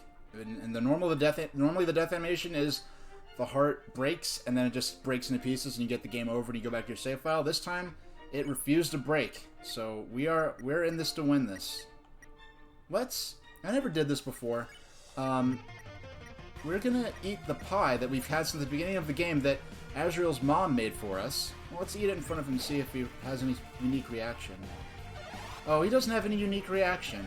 That's sad. When you use the pie on Asgore, he has a special reaction to you eating the pie that reminds him of his wife. Azrael charges Shocker Breaker. Okay, let's dream. You think about why you're here now. You can feel the empty space in your inventory get smaller and smaller. So, what that was, it just granted us some healing items. Yeah, it gave us an extra healing item. You have Last Dream. Through determination, the dream became true. Your HP was maxed out.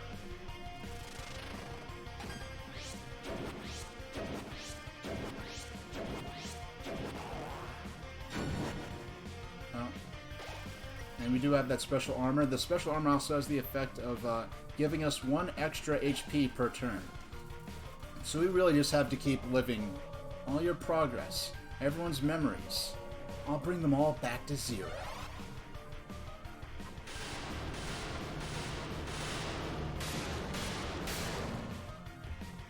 Alright.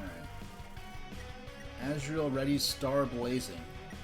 And the thing about these over-the-top attacks and their names, it's like something like a little kid would come up with, and he died when he was only 9 or 10 or something like that. So even though he has this sort of form, this adult sort of form he's made for himself, he's really still has the mentality of a kid.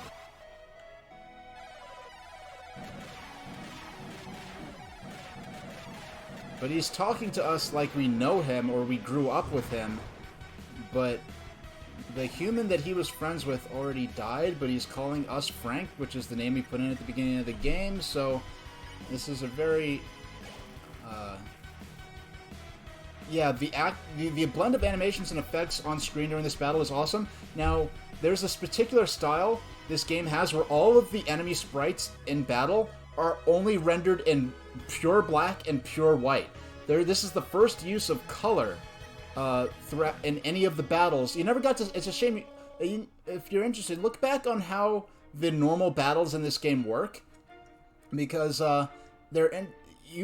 this game's action command system, it basically turns, as you can see here, this is a unique... The boss battles are unique, but how the typical battles work... Well, you did get to see some regular battles. Basically, the game turns into a bullet hell shooter, where if your little heart icon there dodges all the attacks, you can play the game without taking any damage whatsoever, if you're talented enough.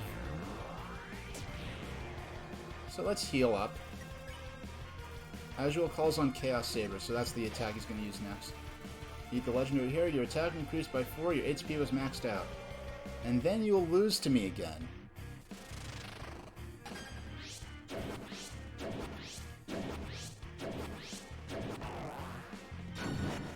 Okay. So he's just going on about how his intention is to restart the game so that he could keep interacting with us. Your items fill up with dreams. And again...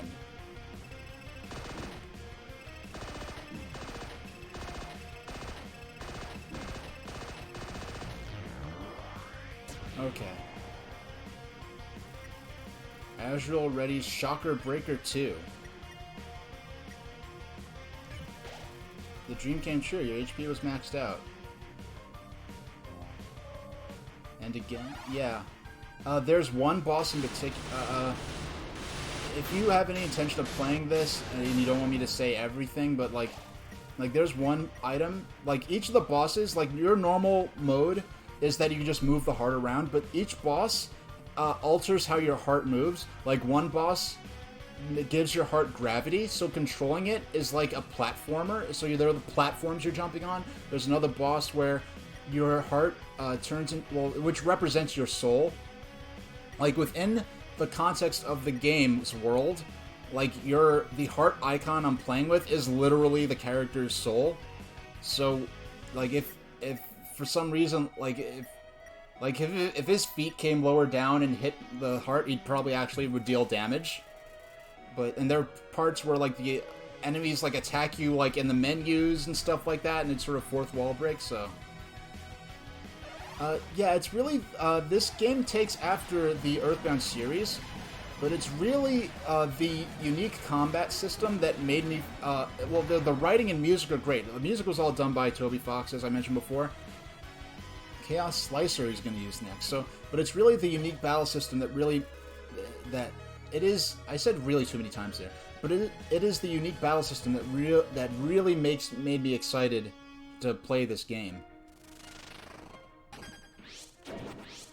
I actually put off playing this game for a long time because at one point my friend from college, so my friend's brother's now ex-boyfriend, I had the interesting situation of working at a warehouse club with him. I don't work there anymore, but during my breaks, I would, and maybe being on the spectrum adds to this, I don't know, but you're just going into this big... I used to spend like an hour before work just sitting in my darkened room, and then I'd go to work an hour early, and I'd have ear protection headset on with no music. I was just no sound and just getting adjusted to the lights and everything, and then by the time I started working, then I could deal with the sound and the light and interacting with, customers. But basically this guy... So I'd just be in my own little space and just sort of being relaxing and readjusting myself, and my friend's brother's boyfriend at the time was basically the most stereotypical annoying furry you could possibly imagine. And it's like, oh, we both work here now. So this means that now I'm here in the break room at the same time. Is there an Undertale 2? There is a second game. Well, there is a game that Toby Fox made called Deltarune. I know nothing about Deltarune. It is some sort of follow-up to Undertale. It has some sort of similar battle system. Some characters from Undertale appear in Deltarune. I don't know if Deltarune takes place after this. I don't know if Deltarune takes place before this. I don't know if it is just a parallel universe that ties in with this, or if it's related in any way and it just has some characters in common. But one way or another, Deltarune does somehow or another tie in with some of the themes of this game. So I will be playing that as a Let's Play on my YouTube channel. I'd like to play that as a Let's Play so I can play it at my own pace, and maybe just cut it down so cut down the more draggy parts of it, because that's something I'd just like to play at my own pace. So that's something I'm gonna do. When Deltarune came out, it just came out without warning. Just one day, he just said, "Hey, here's Deltarune," and Deltarune is actually free right now. It is. I think it's episode 1. He's calling it, and other parts in the future may not be free. So I don't know how much of a game there is to it or what, but there is another game, another RPG by Toby Fox that somehow or another is related to or ties in with this. I don't even know who the main character is or what. I just know at least a couple of NPCs from this do appear in Deltarune. I just know nothing else about it.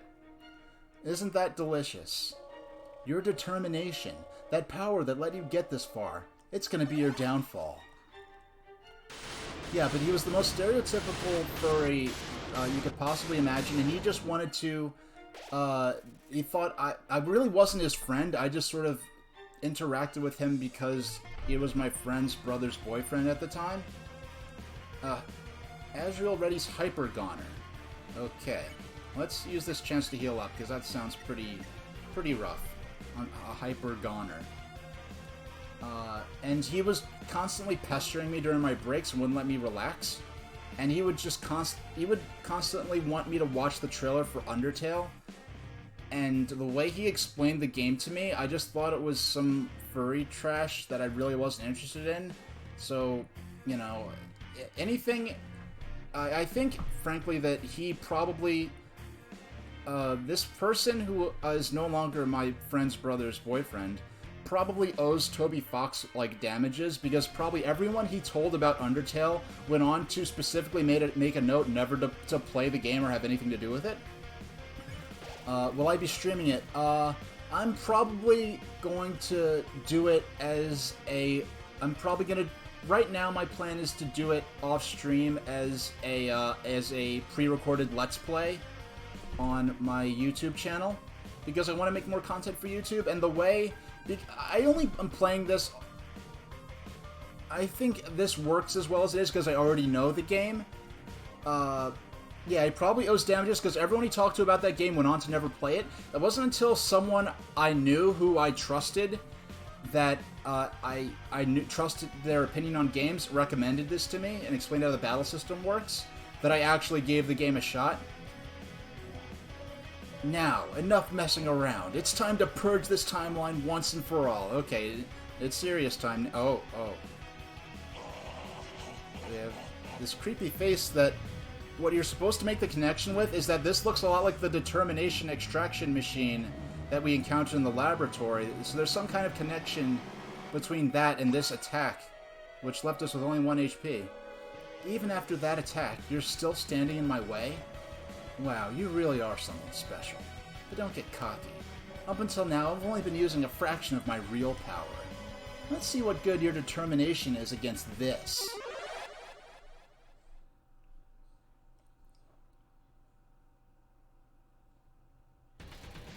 Azrael blocks the way. And, I can't operate the menu right now. All I can do is go into Act and click on where it says Azrael. And now I can click Struggle, because you can't move your body. Ha ha ha, behold my true power. Okay. Oh, at this point that's meant to happen. Azrael blocks the way. Can't move your body. I can feel it. Every time you die, your grip on this world slips away. Every time you die, your friends forget you a little more. Your life will end here in a world where no one remembers you. And I can't use my healing items, so... The whole world is ending. Can't move your body. Still, you're hanging on? That's fine. In a few moments, you'll forget everything too. That attitude will serve you well in your next life. That being, he's going to restart the game and make us start from the beginning. That's what he means by his next life. The whole world is ending. Can't move your body. Ha ha ha.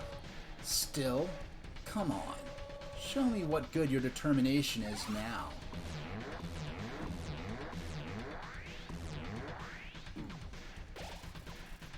And we still have the armor that's restoring 1 HP per turn. Can't move your body, nothing happened. You struggle, nothing happened. You tried to reach your save file, nothing happened. You tried to reach your save file, nothing happened. Seems saving the game really is impossible. But maybe, with what little power you have, you can save something else. So now we have our menu back, our items are back, and we now have a save function in the battle menu. So let's see what that does. Oh, it's all the characters we made friends with throughout the game. All the so let's go in the order we encountered them in. Let's save Papyrus first. Actually, we met Sans first. Let's save Sans first. You reach out to Azrael's soul and called out to your friends. They're in there somewhere, aren't they? Within the depths of Azrael's soul, something's resonated. So the Lost Souls appear. So we have Sans and Papyrus, the Skeleton Brothers. We have Joke, Recipe, Puzzle, and Insult. You ask the Lost Soul for help with a puzzle. He doesn't know why, but he really wants to help you. Just give up. I did. I must capture a human. Now the souls are now the souls are actually functioning as they did during their respective boss battles. The lost souls stand there. Joke. He told the lost soul a bad pun about skeletons. He seems to hate it, but the other lost soul seems to like it. Then everyone will. Why even try? And now what they're saying here gives some sort of unique insight into the characters. The lost souls stand there. Recipe? These are all referring to things that you did when you originally met them earlier in the game, so this is a callback to the lost soul is trying to hide its joy. You'll never see him again. Now, what Sans is saying here, there's a lot of very deep speculation onto what these things he's saying means, because there's no real backstory as to where Sans and Papyrus came from, and he never says anything like what he's saying here during the actual game. He told the lost soul a bad pun about skeletons. Suddenly, its memories are flooding back. Seeing how nicely it treated its brother, the other lost soul remembers too. No, wait, you're my friend. Nah, I'm rooting for you, kid. So, you feel something faintly resonating within Azrael. So they're saved. Now, Undyne and Alphas. I don't know what happens if you attack Azrael. At this point, no spoilers. At this point, this is all basically a formality. Now we have the green soul, which means we're going to be in like a shield mode, where we stand. Let you see how that works. We have fake hit, recipe, clash, and smile. Let's start with fake hit. You tap the lost soul lightly. Something about the way you fight is familiar to her. All humans will die, which is how she acts when you first meet her. The lost soul stands there. Lost soul recipe, because there's a part where you're cooking with her. You ask the lost soul to teach you how to cook. She doesn't know why, but she kind of wants to teach you how. You are a real enemy.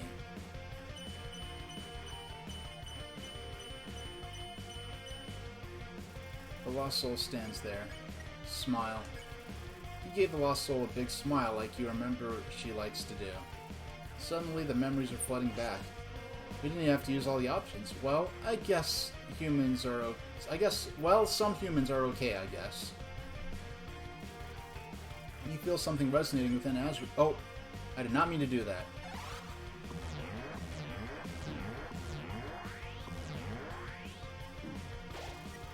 You feel something resonating within Azrael. Now we have Toriel. Actually, I should have went to Toriel first, because we did meet her first before Sans and Papyrus. Within the depths of Azrael's soul, something's resonating.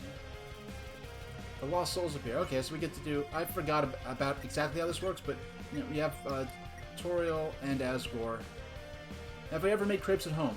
I shouldn't I? I should learn to make crepes. Actually, my friend...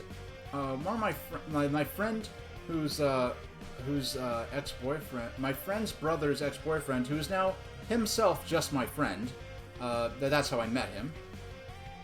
He knows someone who actually makes really good crepes at home, but I never made crepes myself. I should learn how. I can't even make regular pancakes. The only good thing I'm good at is like scrambled eggs, and I like the good way to make I like to make my scrambled eggs is to make them with entirely irresponsible amounts of butter, and they come out really nice and fluffy.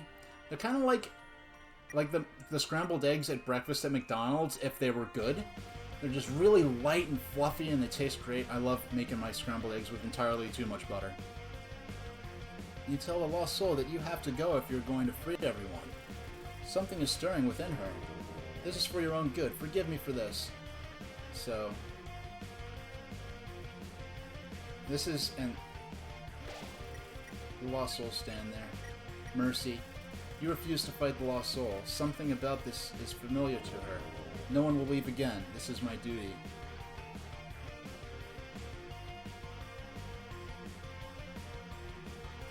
The lost souls stand there.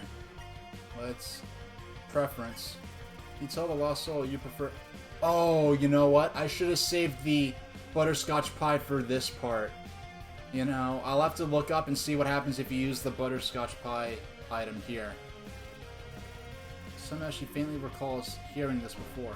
Yeah, I bet what happens is if you use it, I bet it like resuscitates both of them, or restores their memories instantly. I bet that's what happens.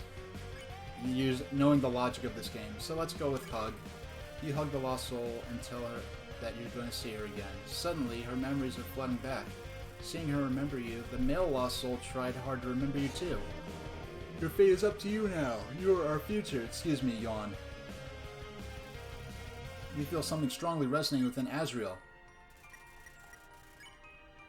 Okay. We have to save Alphys now. Sorry.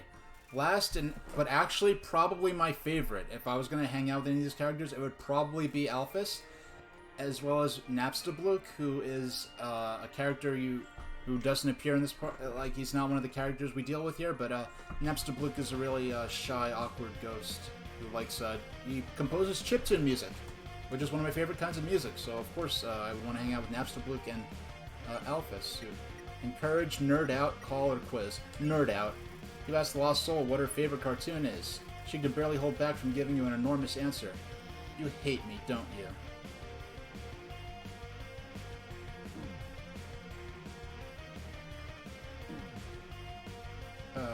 You never actually fight Alphys in the game, but the bullets that are attacking you are based on her robot Metatime. A robot she builds called Metatime. Encourage. You tell the lost soul that you'll continue to support her. Something about the way you said that is familiar to her. I've got to keep lying. Yeah, in this mode, your heart actually acts like a ship in a actual shooter, so... They sell like pre-made crepes that are kind of like tortillas. I have made cream cheese crepes with those. I haven't actually got those in years. It's been years since I actually purchased some of those pre-made crepes. But yeah, it's not a bad idea. I already I don't go out. I did buy food today, but the supermarket I went to is the one nearest me, and they don't sell crepes like that.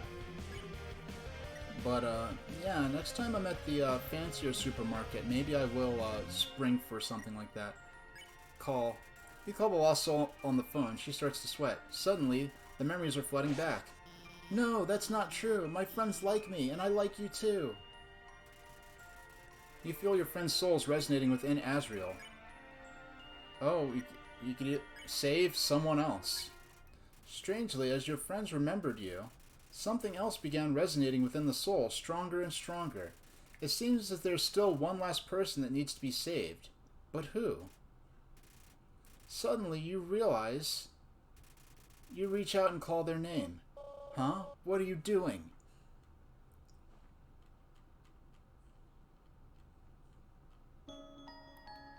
Oh, this is a scene that we saw at the beginning of the game. But we didn't see this part. Oh, there's Azrael as a little kid. I mean, yeah, there's Azrael as a little kid. And there's the kid who fell into the underground. So this had to have taken place before we fell down there, because they're not showing the kid's face. You feel your friend's souls resonating within Azrael. What did you do? What's this feeling? What's happening to me? No, no, I don't need anyone. Okay. Alright, that's very extra, Azrael. You need to tone it down a bit. Stop it. Get away from me. Do you hear me? I'll tear you apart.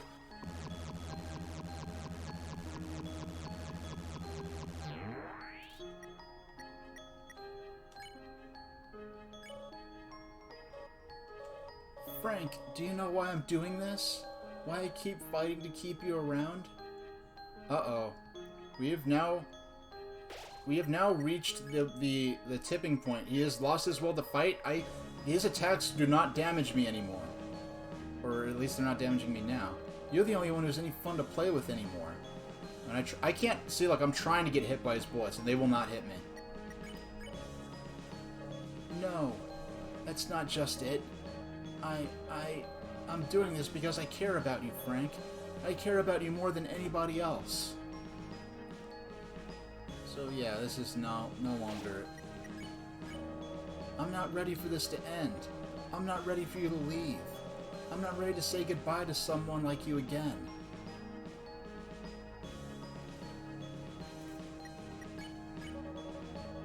So please, stop doing this. And just let me win. Oh, we're down to 1 hit point. Down to 90th of a hit point. Oh, it's going lower and lower. Lower. It keeps... Okay. It keeps going lower, but it never quite reaches 0. Oh, you try to catch some of Mario Party? Okay. I'll see you around. I'll play it by ear when I switch to Mario Party or what, but okay. It's time to save Azrael Dreamer. ... Frank. Azrael Dreamer. I'm sorry. I'm so alone, Frank. I'm so afraid, Frank. Frank, and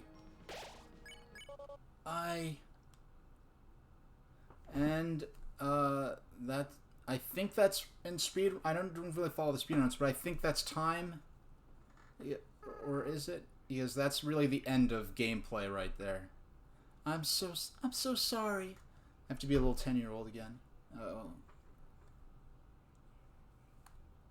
Seeing that face, both in the dialogue box and on the map sprite, that is such an innocent, like, little face that is, like, impossible to dislike. It is crazy to think that...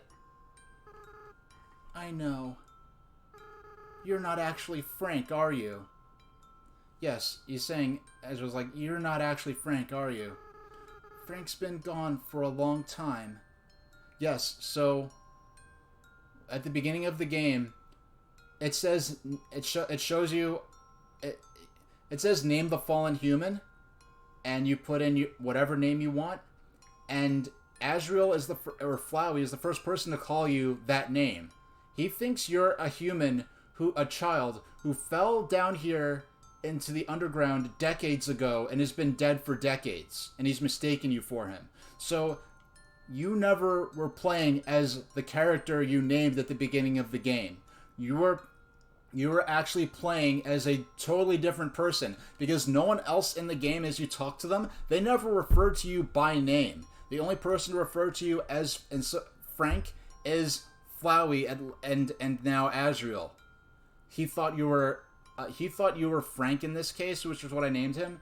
But Frank died decades ago. You were never actually playing as Frank. So he's admitting Frank's been gone for a long time. What is your name? Frisk? That's a nice name. Frisk, I haven't felt like this for a long time. As a flower, I was soulless. I lacked the power to love other people. However, with everyone's souls inside me, I not only have my own compassion back, but I can feel every other monster's as well. They all care about each other so much. And they care about you too, Frisk. I wish I could tell you how everyone feels about you. Papyrus, Sans, Undyne, Alphys, Toriel. Monsters are weird. Even though they barely know you. It feels like they all really love you. Frisk, I understand if you can't forgive me. And yes, no, the name Frisk has never been mentioned in the game until now. I understand if you hate me. I acted so strange and horrible. I hurt you. I hurt so many people. Friends, family, bystanders. There's no excuse for what I've done. Forgive or do not. Alright. That face is too cute. We're gonna forgive him. I'm not even leaving it up to a popular decision. We are going to forgive. What? Frisk, come on. You're gonna make me cry again. Besides, even if you do forgive me, I can't keep these souls inside of me. The least I could do is return them.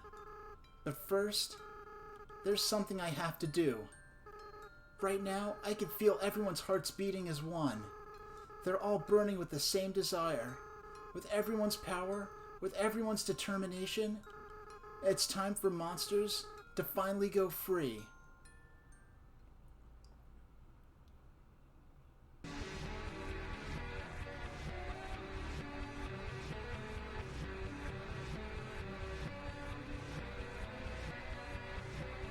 So those are the 6 human souls and all of the souls of all the monsters in the Underground Kingdom.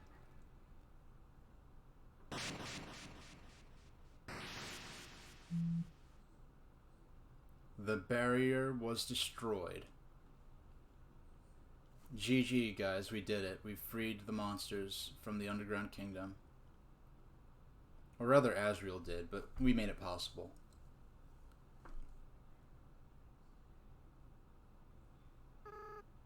Frisk, I have to go now. Without the power of everyone's souls, I can't keep maintaining this form. In a little while, I'll turn back into a flower. I'll stop being myself. I'll stop being able to feel love again. So, Frisk, it's best if you just forget about me, okay? Just go be with the people who love you. Comfort him, do not. We're gonna comfort him.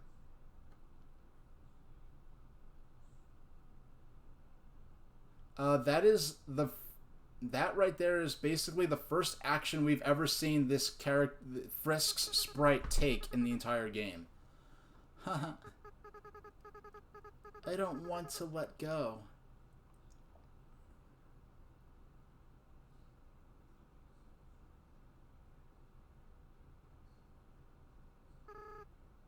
Frisk, you're gonna do a great job, okay? No matter what you do, everyone will be there for you, okay? Well, my time's running out. Goodbye.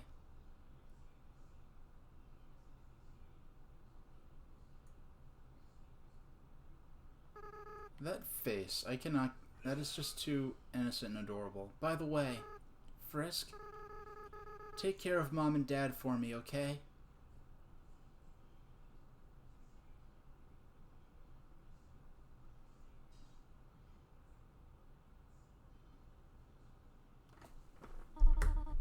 Frisk! This is all just a bad dream. Please wake up.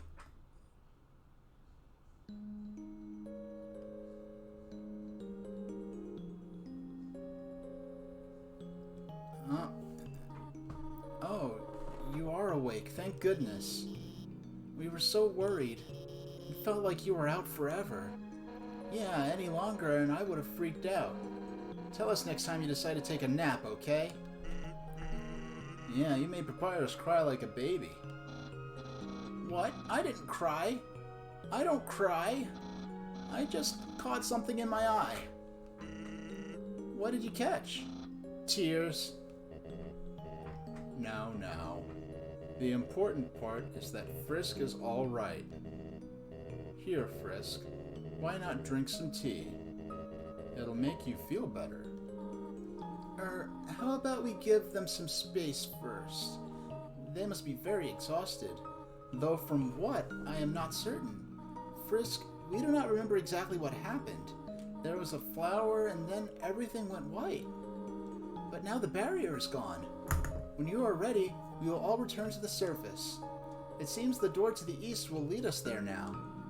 But before then, perhaps you might want to take a walk? You can say goodbye to all your wonderful friends. Do as you wish. We will all wait here for you. Okay, so this is as far as I've played. What the game offers you at this point is the chance to go can I save? Yes, I can save. Okay, what the game offers at this point is the chance to go through the entire you could go through the entire game and I believe talk to every single character in the game and see how they're doing or how they'll respond or what their ending is like. This is kind of like Earthbound. Oh, sorry. I guess minor Earthbound spoilers, but at the end of Earthbound, you're given the opportunity to go through most of the entire game world and interact with all the characters, and the game gives you this opportunity here. Now, I can go ahead and advance to the above ground and see like the final credits and stuff, or I could go back and actually interact with every single character in the game. I've actually never seen this before. The furthest I've gotten is beating the final Azrael fight and then saving. For what I think I'm going to do is, for now, I'm going to take like a 10-minute break, and I will switch consoles, and I'm going to switch to Mario Party 2 and play that for a while, because this is I think right now, I think I've been playing for more than 2 hours, which is the longest I've ever played. This is weird. This is the longest I've ever played on stream without a stretch break, but this is also the healthiest I felt. Normally, like my arm is tingling a tiny bit. Normally, my limbs are tingling, and I feel like weird and dizzy, and like I need to take like a half-hour break but I feel really good right now. I need to take a break.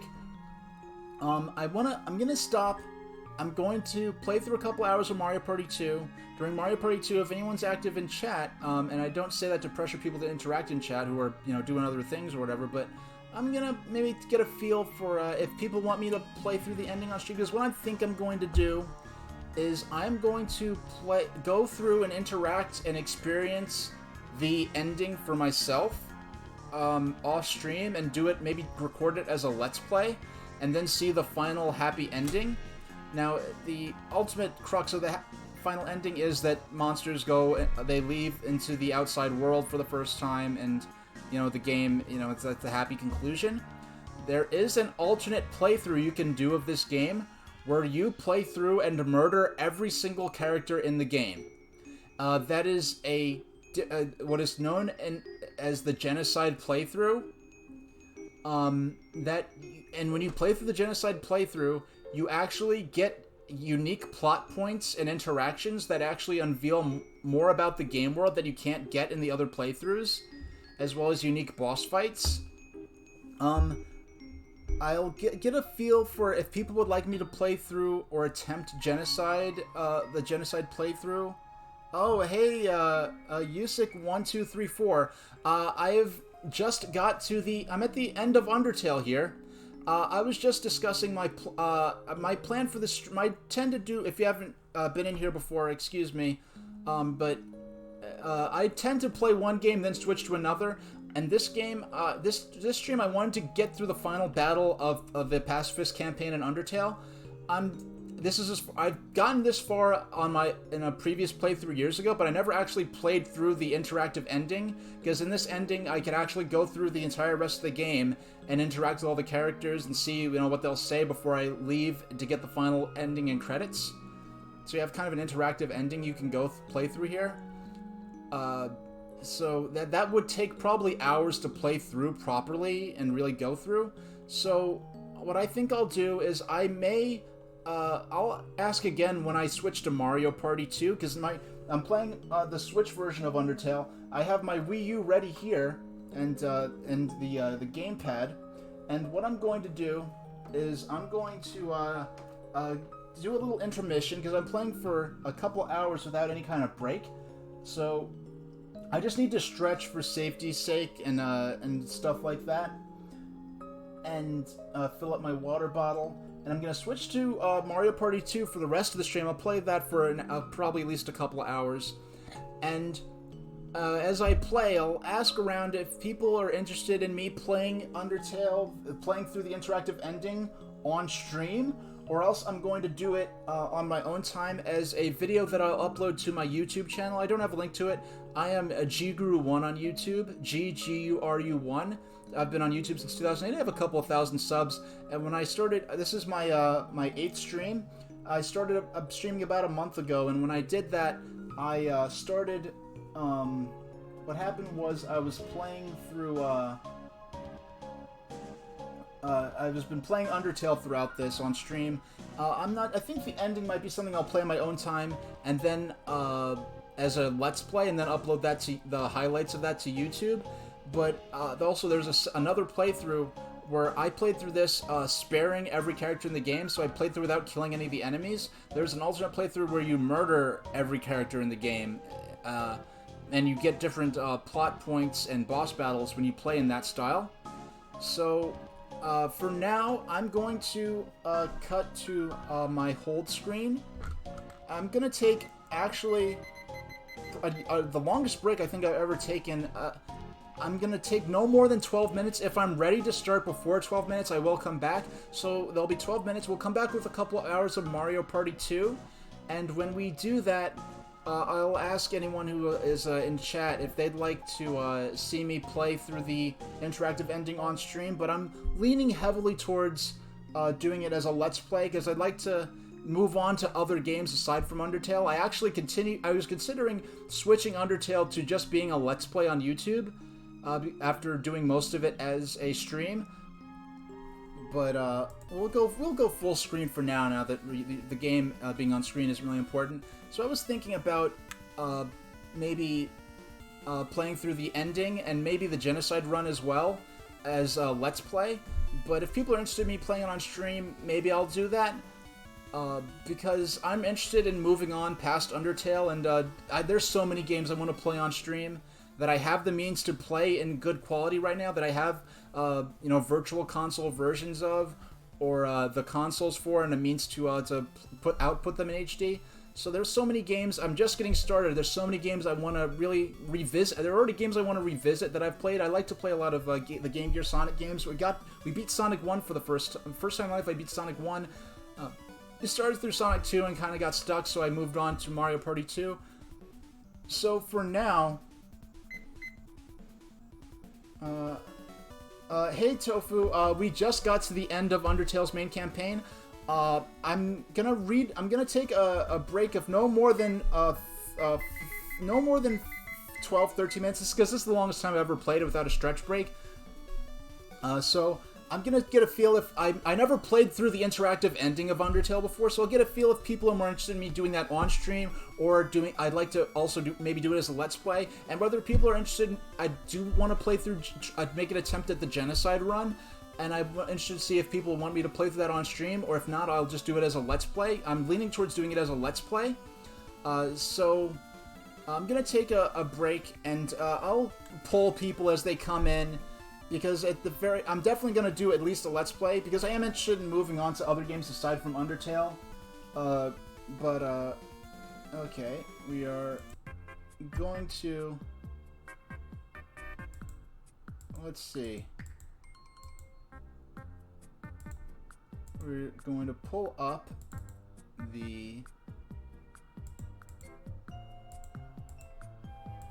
yeah, there's our timer. We'll set it for, let's say 13 minutes.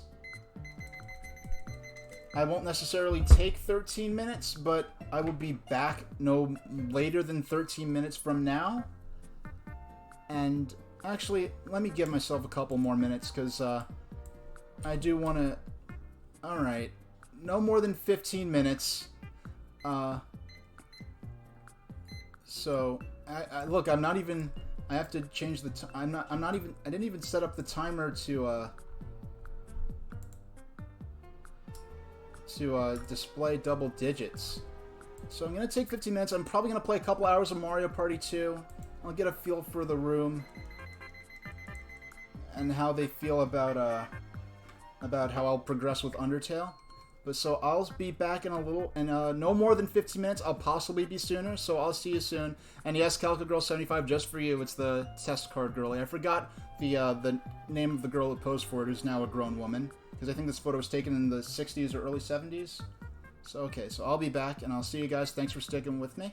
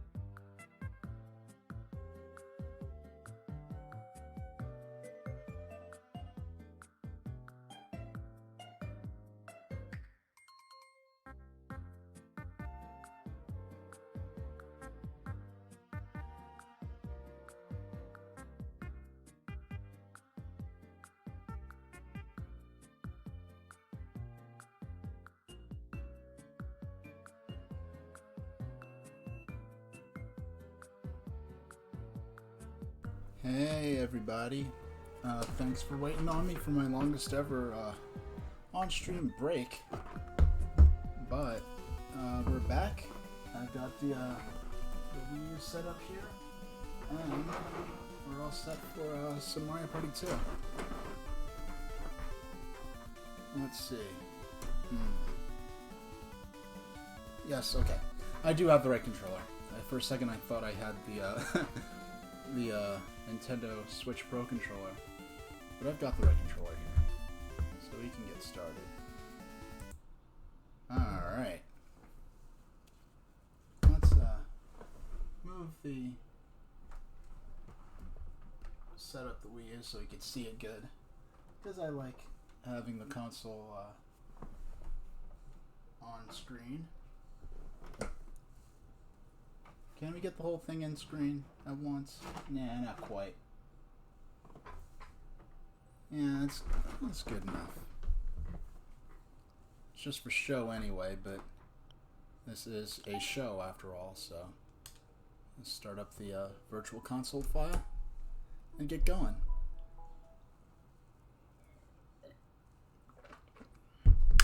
And this is probably going to be one of those games I come back to a lot on stream. But for now, I will, I think, go ahead and,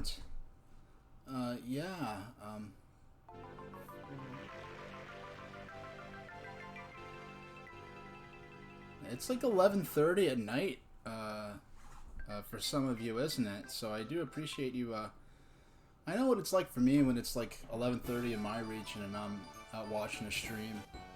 So, I'll make sure I make it worth your while. Before I put down Mario Party 2 for now, I would like to at least get through the, I guess, main campaign, such as it were, which basically just involves playing each board once, each of the main adventure board maps. Adventureland is my least played board in Mario Party 2, and I have not played it. I mean, I only pick up this game every 6 months or so, and even when I do, I never play this map. The only time I've really played this map is sometimes I set the computer to play it for the purpose of collecting statistics. So, that's how... See, look, Yoshi was one spot away from getting the star, and he lost it because... Let me take a look at this, how this map works. I forgot the rules. This is kind of like, I believe the Wario-themed world in Mario Party 1 was also kind of set up like this, where there are 4 separated sections of the board in the in 4 corners of the map, where you're kind of stuck on one, and so you find a way to travel between them. And there's this middle section. Okay. I think Yoshi already got 1 star. And so it's Wendy where you're at right now? I know the weather in Great Britain has a kind of infamous reputation. I hear a lot of people from the UK joke about it all the time. So I was ready for it to be a pretty, to have a interesting weather week. But the week I went, it was late May 2015. And I got a sense of what I could reasonably expect, because I looked through the last few years of forecasts for late May before I went. Well, once I booked the week, because I booked the week based on the flight availability and the train schedule that had been announced at the time. Oh, yay, why do I keep getting this? This is one of my least favorite minigames. My strategy is just to punch people. Okay. Okay. Yeah, next time my strategy will be to punch people and not get punched. Now, if we could combine those 2 strategies together into a cohesive battle plan, I think I have a shot at winning this minigame eventually. And I don't dislike it just because I generally happen to lose it. I just don't find it to be a fun minigame. Even if I won it all the time, I don't think that is a fun minigame. Well, yeah, so it's 6:36 where I am, so you can kind of get a taste for the sort of got a lot of variety in our locations right now. Okay, this game, I do want to practice this. I normally, only once or twice have I practiced. Okay, left and right, turn it, forward moves forward, back moves back. So I actually do want to practice this. Because this is a minigame that the challenge of the minigame is based entirely on the sort of tank controls. Yeah, the actual tank minigame does not have... Ooh. Well, at least I actually felt that I was in control of the cart to an extent. Okay, I'll focus on this and we'll keep going back to yapping about the weather. And I did remember to change.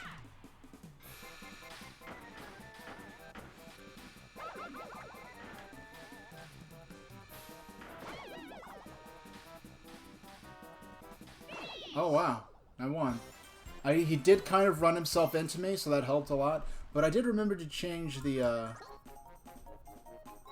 Yes, I remembered to change the info on the stream. So I'm glad I remembered that this time around.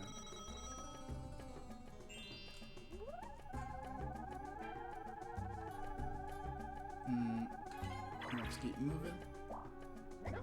Let's see what items are on. Let me look at the map and get a... Where's the key let you into? I'm guessing it lets you into this intersection area. Yeah, this is a level where... Yeah, the key seems like a big deal in this stage. I think the deal is...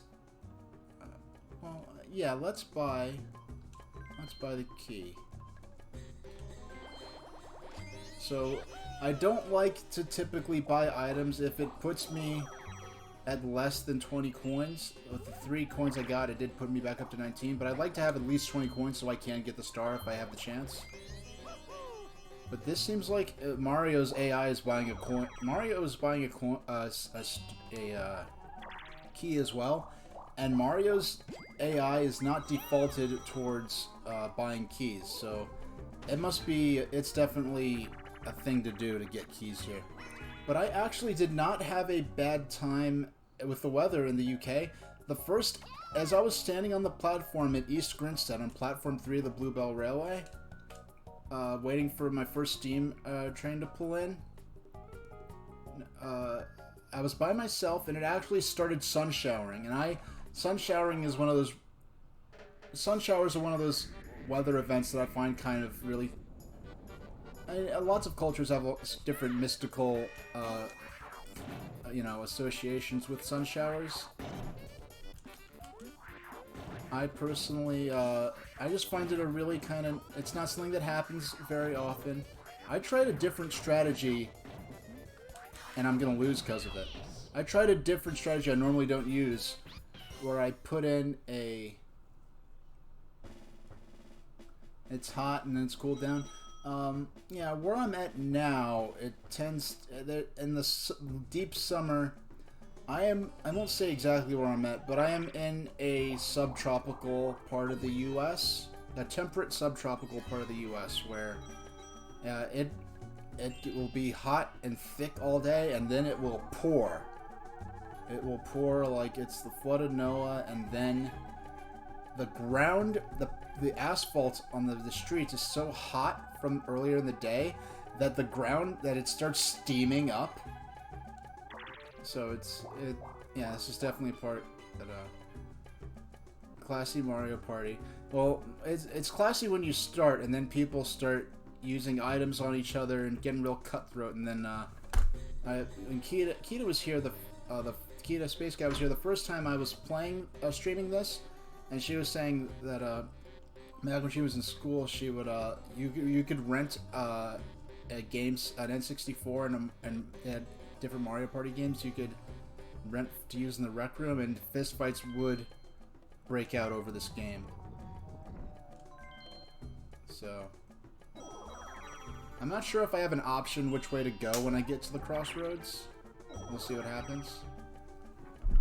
Yeah, I'm playing as Luigi, which I remembered to make a little sign saying that. The first time I didn't consider, because for me it's like, yes, I always play as Luigi in all multiplayer Mario games. Yeah, since 1997, when I first played Mario Kart 64, which is my first multiplayer Mario game, a party game like that. Okay, now the key to this level, if you don't know, this minigame, you jump, and then you ground pound as quickly as possible. So you watch. There, that was a good one. Now, it wasn't quite perfect, but what you want to do is jump and then ground pound as quickly as possible. Now, that was a bad one, because you're trying to flip over the tiles as quickly as possible, so the longer you're in the air, the longer the animation takes, the more time they have to beat you. So you want to... No, that wasn't a good one. There, that's what you want to see. Okay. Alright. You want the boo. Okay, that was close. If I had been too close and I flipped one of the other panels, I almost guaranteed to lose. Not many panels to flip on this. I don't know if these arrangements are random, but in this case... Okay, I won. Everyone else only had one panel left to flip, so if you're in the air for too long, you can get taken out. Whereas there's another game, I was just playing a minute ago, Totem Pole Pound, where in that one you want to be as high as possible, so each of your ground pounds pounds in the... so that it pounds in the totem pole as much as possible. Sounds like I'm in Florida. Not quite. Not Florida. But I'm no longer in my original home territory of the New York area. Okay, so I can go to these I could go to the upper right and lower, the upper left and lower right parts of the map.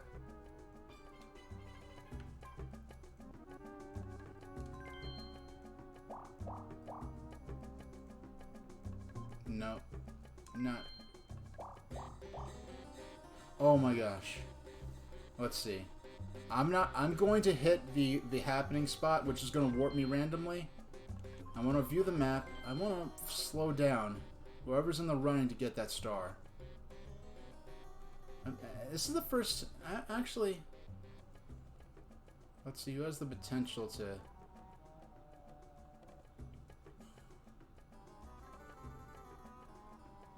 Let's use the biggest threat.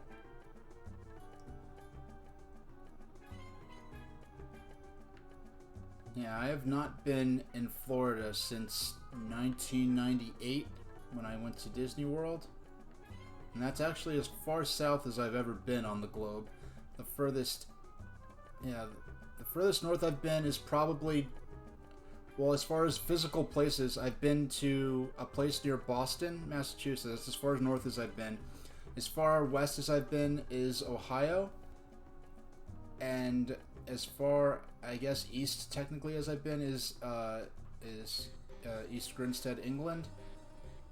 And as far north as I've been, as far as places, is a place near a town near Boston. Within commuting distance of Boston, I stayed at for a few days once. But physically speaking, I've been further north than that, I'm sure. Well, I think I've been further north than where I went to in England during the flight.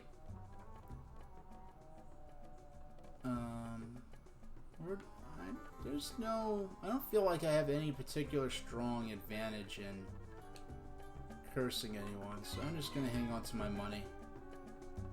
No, I'm gonna... Let's see, who's the biggest threat? Yoshi.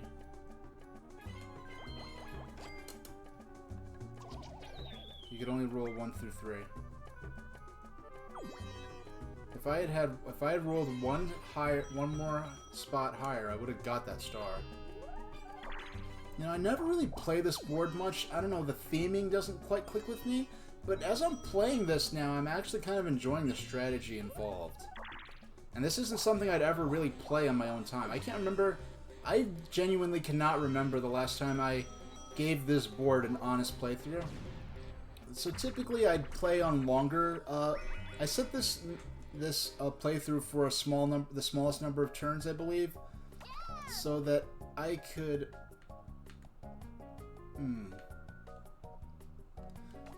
Yeah, I set it for a small number of turns so I could play through all the maps quickly and play through the main campaign, such as it were, which just involves playing through each of the normal board game maps once. I'm playing through an order of difficulty. And then once you play through all of the boards at least once, the final board will appear, and then you'll get the credits.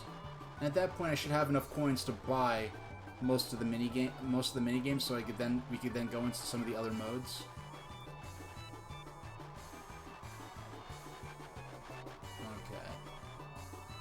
Because there's a sort of a quick play board game, mini board. Well, it's a miniature game board you can play. And I think, hey, Marth-chan, yeah, so we beat the single-player pacifist campaign in Undertale earlier. I'm trying to get, I think, what I'm feeling right now, because I would like to move on to doing different games. I actually continued with Undertale on stream as a special request from a viewer, because I was considering finishing Undertale. Just what I hoped would happen. Let's see what happens to Yoshi. But I was planning through playing through the rest of the Undertale stuff I want to cover in the form of pre-recorded Let's Plays, because I have so many games that I do want to... there are games I want to go back to that I have unfinished business with, as well as games that I do want to give a try on stream. And plus, I'm going to reduce... I'm likely to reduce the number of streams to 2 per week instead of 3 per week. I just want to do 3 per week to, get into the groove of streaming on a schedule, offering lots of chances for people to find me early on, and to see how I felt in terms of stamina, in terms of how much free time I had to prepare the streams and prepare my equipment and, get everything ready to broadcast. So then I have a sense of what that's like. I may, for now, I'll try maybe next week. Oh, Bowser Revolution. All our coins are going to be evened out. Which, I only lost 1 coin out of that. So, I happen to be at the median coin level there. Now, I may reduce it to 2 so that... Because I announced that, I'm returning to making online video content on YouTube, where I have a following of a couple thousand subs. And all I really have done since is talked about my streams. And I do want to make content specifically for YouTube. And, I have several ideas for videos that, there's some ideas for things that really would only work as pre-recorded videos, and other things that would work best as streams. So for the things that don't work well as streams, I really would like to get back into YouTube, and with 3 streams per week in addition to my my real life responsibilities, I haven't really been able to justify. I really haven't had the time to also get into YouTube, because I'm also learning. This is the first time I'm really video editing and working with a Windows computer. Because I was a Mac guy for most of my life. I mean, even before Mac, I was used to Apple II computers, and then I moved on. My first computers I ever used were Apple IIs. Then I was used to Macs. My first computer I owned in the home was one of those little black and white early generation Macs. I had a Macintosh SE, which is one of the later models of those early gen Mac computers, those little tiny ones with the monochrome screens. But then I had an iBook throughout high school, and then I had a MacBook throughout college, and then post-college I had my MacBook, but I really didn't like the direction Apple was taking as a company and the nature of some of the products. So, hey, I'll see you around. Have a good night. Don't let the wind keep you up. And for some people, the wind howling is a really comfy sort of feel that helps them hunker down and fall asleep. So thanks for dropping by. I'm glad you're able to enjoy the 4 p.m. streams, and that you're able to get through to the end of Undertale. Next time I see you in stream, we'll have a good time. So thanks for dropping by and spending some time with me.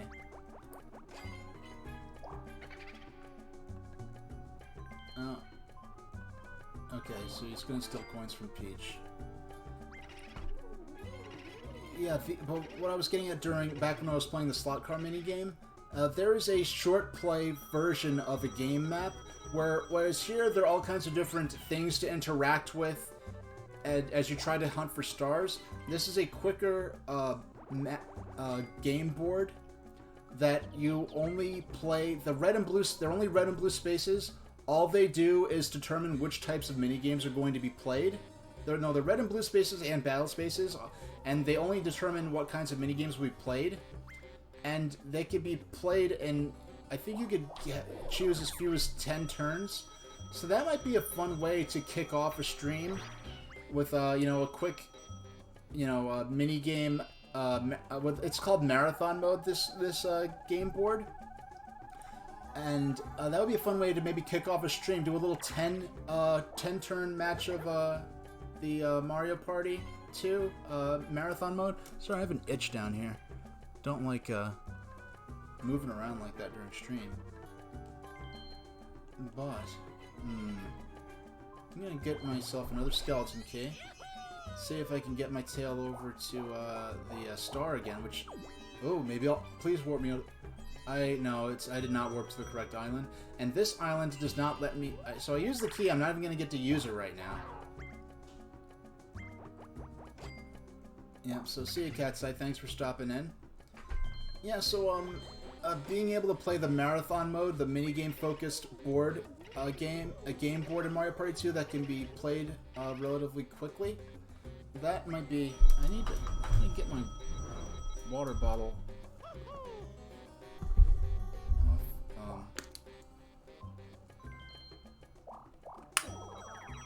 I don't know, I just realized my water bottle was visible on camera and it bothered me. It really shouldn't, but... Well, heck, my past layouts, the camera wasn't, my microphone wasn't visible on stream. Marth-chan, I don't know if I ever told you about this, but when I was in college, at one point, I was in a class where you had to write a season for an existing children's show, but they didn't specify that that what you wrote actually had to be child-friendly. So what I ended up creating was a Pokemon political drama that I wrote like 70-something episodes for, that has all this lore attached to it and stuff. I don't know if I ever told you about that, but yeah, I had a lot of fun writing it, and the way I'm trying to adapt it into an original work, because there's enough in it that if I were to adapt the character enough of it, I can make an original work out of it, because I really only use the Pokemon world as kind of a framework to a setting that... Oh yeah, it's called... I won't say what it's called. But it's written in actual, like, screenplay format, like, as though it were going to be made into an actual show. But, I've had people... the few people outside of that class that I've let read this tell me that they were... Like, this is one of the best Pokemon-related things they've ever read, and it's just a fantastic show. And, if you and I was explaining the plot in Kyle TX500, who was here earlier. I was explaining the plot. Somehow it came up in the stream, his stream last night, and I was just talking about it, and he sounded like fascinated by it. So.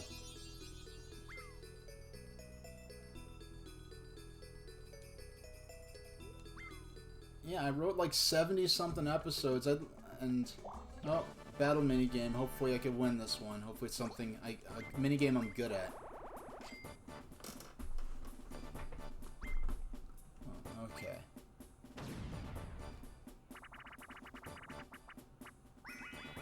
Let me set my timer on my phone so I don't get overboard.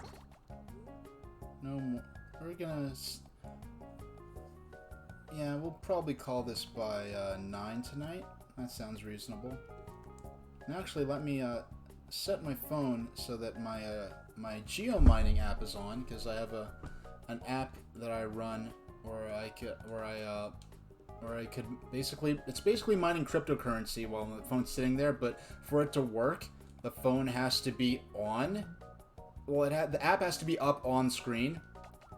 And I don't have my battery plugged in, but it's close enough to a battery outlet, so I'm not really concerned with running out of juice. Because that's the one thing, it does use a lot of power. But if you have it plugged into a wall or a portable battery, it's just not a non-issue. So you could get a special cryptocurrency, but you could also, if you want, cash in for prizes. I actually cashed in for a cool shirt, and what else? I cashed in for this this little collector's token thing. If you can see that, it's just a little no, there we go. Yeah, there's a shiny little challenge coin thing, because I like challenge coins. I used to get a lot of cool challenge coins from the Nintendo store. From going to different events, they would often give out challenge coins for attending events. I have a challenge coin for the Year of Luigi, and a number of others. And actually, the challenge coins, I don't know if they still do it, but the challenge coins they give out at the Nintendo store for special events, yeah, I'll be honest, I was never that good at that minigame.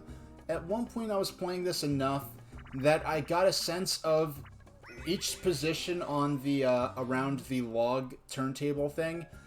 Like, because each one of those spots, each one of those crane positions, or the rake thing, or whatever you want to call it, there's a spot where if you hit the A button at that moment, it will inevitably...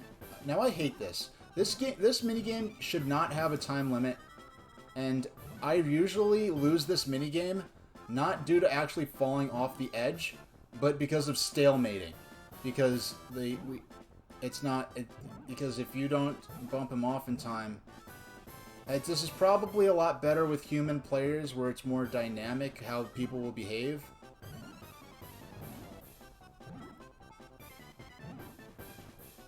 But here I tend to get down to one person left and then stalemate. I guess it's supposed to keep the... Yeah, I'm usually do really good at this minigame, but I usually lose just because if there are two people left, no one gets any coins. And they could have fixed that by just not having... Or they could have had stage hazards. Like, they're more I think if you get the same... Some minigames, if you get them multiple times in a single session, it will give you a more challenging version of the minigame. Okay. Don't open it. And we get our star. And now I am star viable, and I will be in second place. Let's see where it spawns the next star. The lower left. Okay. You know, I never thought... This particular map never really connected with me. But for some reason, now that I'm playing it, it's the first time in a long time. Let's see if there's anyone close to that star. There's nobody. Nobody's even in that quadrant of the. But let's see if Mario's really close to hitting a warp spot. Yeah, so Mario must be in the upper left. If Mario's really close to a warp spot. 1, 2, 3.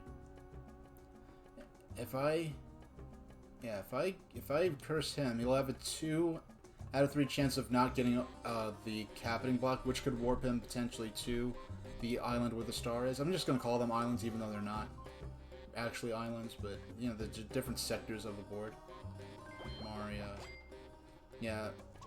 When I don't even even have 20... I didn't even have 10 coins. That was a bit of an expensive move to make. But... Come on, Bowser, Bowser. Well, I say Bowser, but if he lands on Bowser, I could end up getting... Well, I only have 7 coins to lose, and in Mario Party 2, Bowser did never steal stars from you.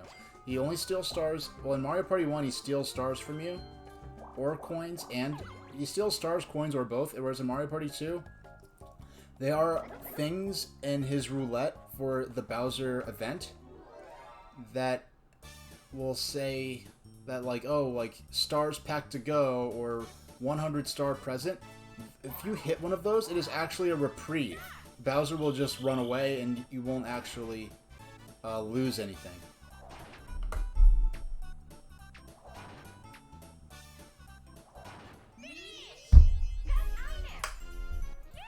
So...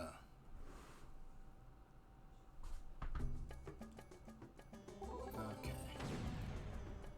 It's me versus the world. Okay, bowl over. I think I've got this in the hat. I think we're gonna do good with this one. All right.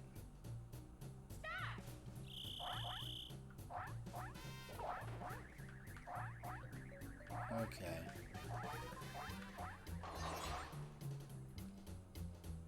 You know, I was talking earlier about how I'd approach Undertale. I did already schedule for Saturday morning. I'm going to be streaming at 6. I'm going to do an early stream. I did already schedule and put out, you know, I posted my schedule on social media. And I did already say I would be playing Undertale. So I think I'm actually going to go ahead and play through maybe an hour of Undertale's interactive ending. Well, if I play through an hour, well, it depends on, like, how much time I have to spare. Because I'm probably gonna... My first early morning stream was not so bad, because I did end up... I did have to wake up at 5 in order to be ready by 6, and I don't think I remember being in time to eat breakfast, but... I want Bowser Revolution is what I want to happen. Anything else is just... I only have a few coins. I think I have 13 coins, so anything else, it's really not so bad, but... Come on. Bowser Revolution. Bowser Revolution. Oh. Okay. So I'm just gonna lose all my coins. Oh, I don't even have 20. Okay. Yeah, I'm gonna lose them all. Yeah, if I got Bowser Revolution, I would have made out pretty good, but I already benefited from that once, so...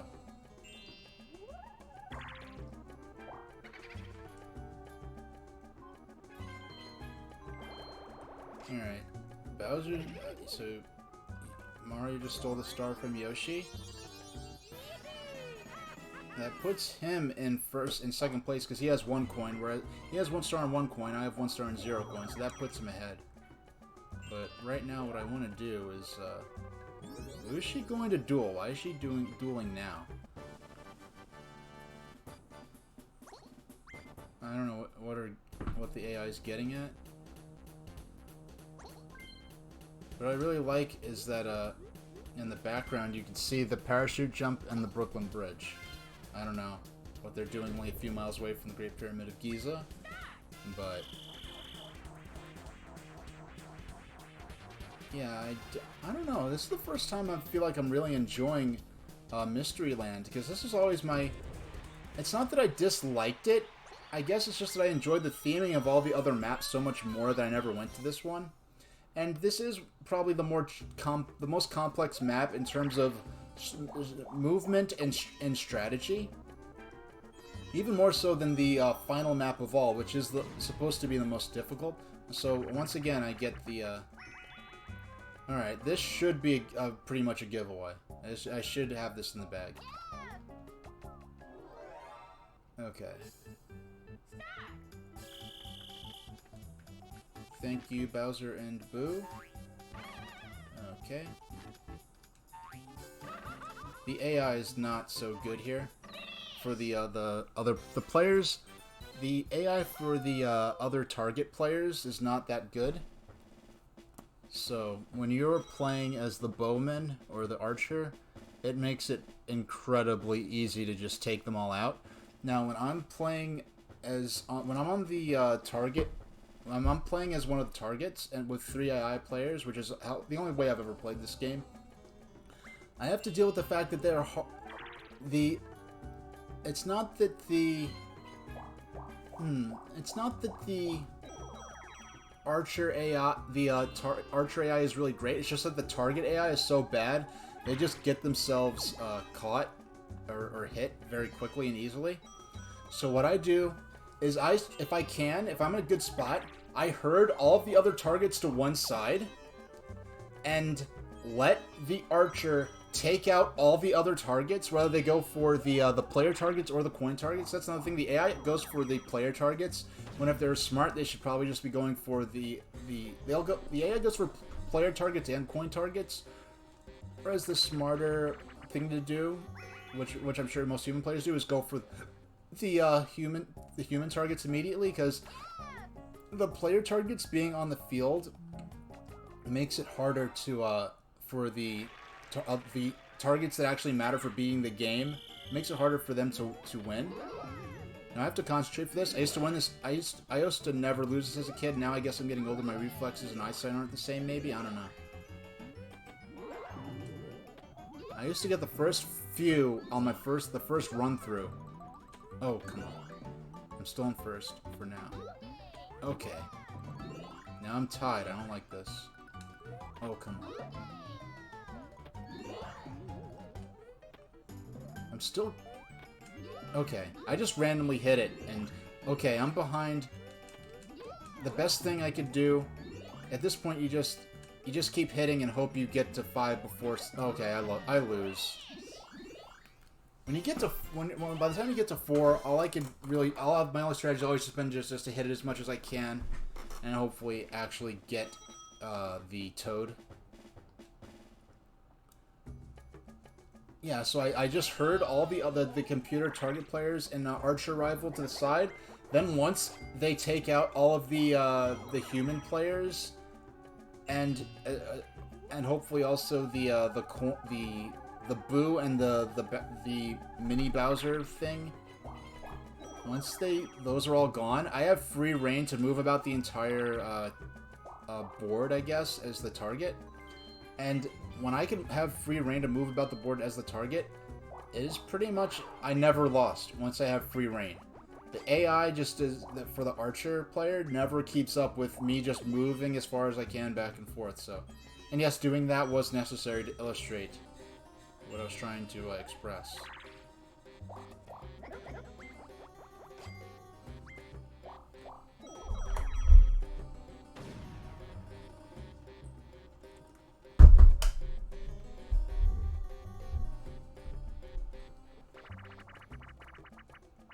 Lava Tile Isle.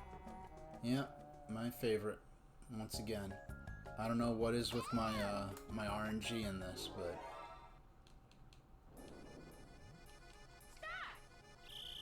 Okay.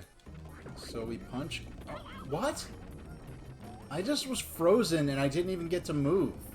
It just immediately stunned me, and then Yoshi knocked me off the stage.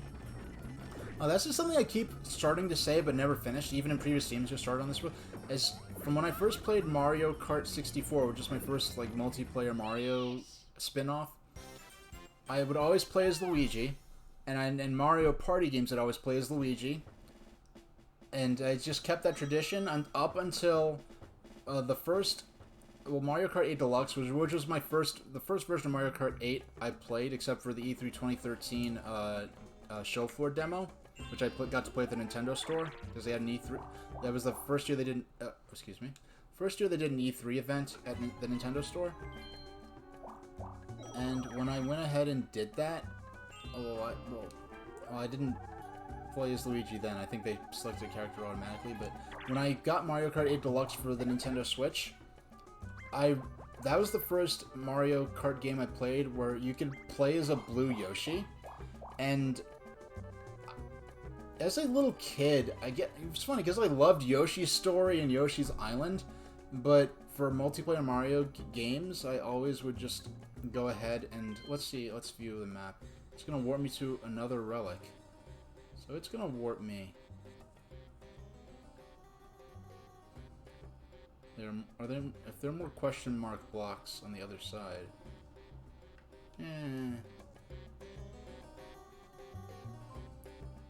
Well, let's see where I'm gonna land. One move left.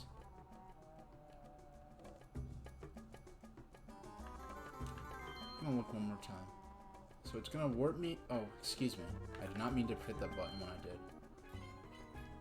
So it's gonna warp me over to the other side, and we move clockwise. So, and we're not gonna go for it, not yet.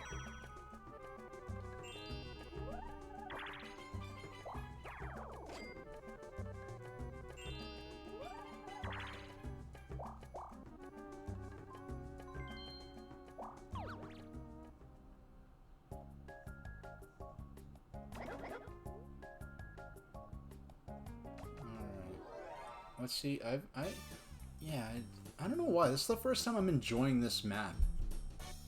Because maybe it's not that oh yeah, excuse me. So what I was getting at, I keep getting sidetracked, but the point I was making was Mario Kart 8 Deluxe, which was my first time playing Mario Kart 8. I never had the Wii U version.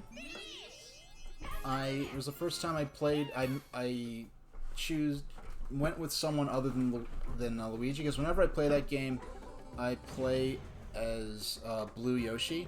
If it was just Green Yoshi, I probably wouldn't care, but the fact that you could play as a Blue Yoshi, and blue is kind of like my color, I guess, that I use a lot on my website, and often when I do have art done on my character, he's usually wearing blue. So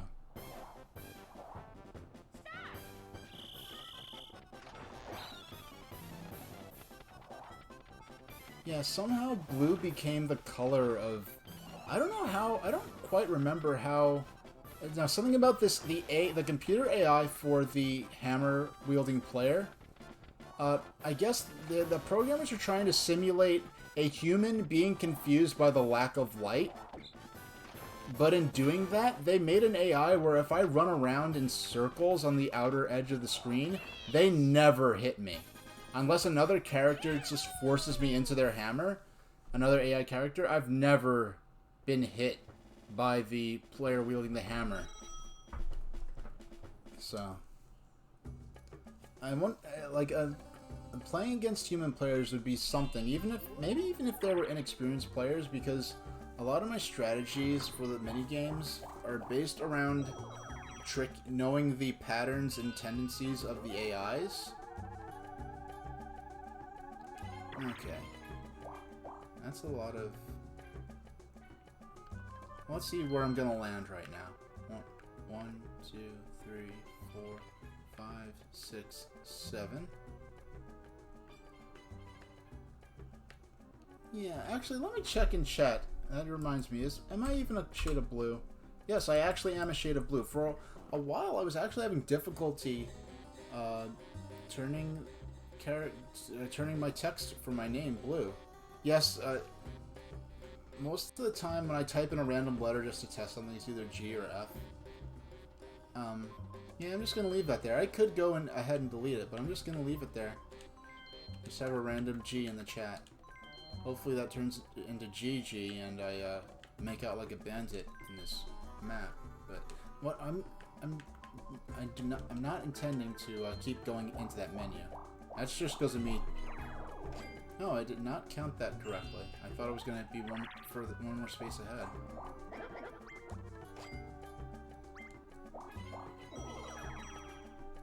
Okay.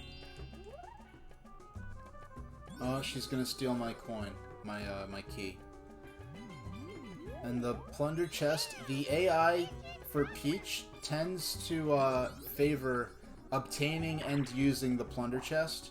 They will use other items and depending on the situation, but different characters have particular tendencies. Like Mario will tend to always go after and use mushrooms.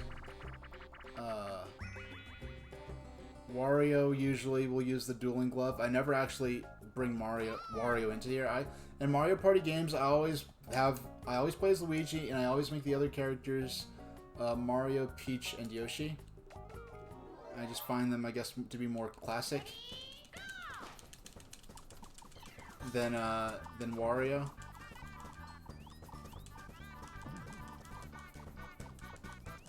Okay, I also wonder if, to an extent, Wario becoming a playable character was the beginning of the softening up of his image from being a strict... GG is a term that's used a lot in chats.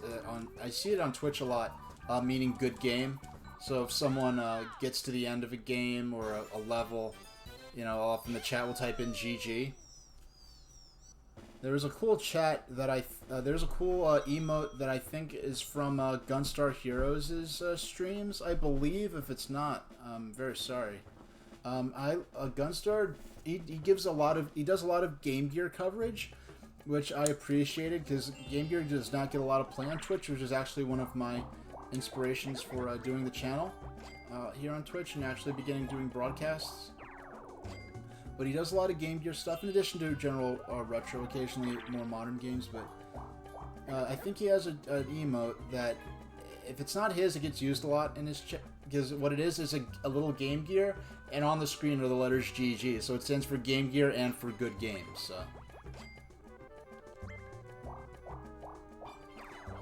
Now, does anyone see those little micro Game Gears that Sega announced in Japan?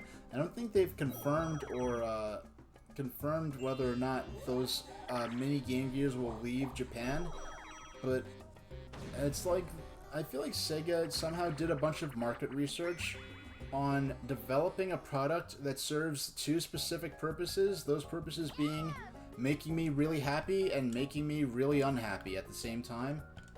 Because Game Gear deserves like a Game Gear Classic Edition with like a mini Game Gear that has, you know, the top, you know, 20 or 30 Game Gear games on it. And instead they're like these mini, yes, the Game Gear Classic should be smaller than the original Game Gear, quite obviously. That thing was gigantic. It should have been a smaller Game Gear that could be fit in a pocket or thrown into a bag easily, and could have maybe the top 10 or even just the top 10, top 20, you know, or even top 30 Game Gear games on it. Instead, they made this Game Gear, these mini Game Gears that make the Game Boy Micro look like the original Xbox, and they literally have a magnifying glass that you can attach to it to see the screen properly. They each only have 3 games on it. It's like you could barely play the games on a screen and a system that tiny. And then each of them only has 3 games on it. The things are expensive. I don't know. Do I plan on doing speed runs of games? No. Eventually I may take a swing at the Sonic Game Gear games. What I would like to do, well, first, I'll have to go back to Sonic 1. I'll have to go back to Sonic 1, because I did beat Sonic 1 on stream, and that was the first time I ever beat Sonic 1, but I never went ahead and actually managed to...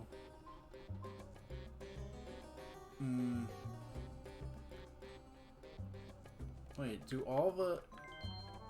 Are the relics just like the bomb spots? And this one doesn't have that bomb spot. It doesn't have the relics on them. So, yeah, I will pay for that. Yeah, I'll have to beat Sonic 1 with all the Chaos Emeralds. I know where all of them are except for...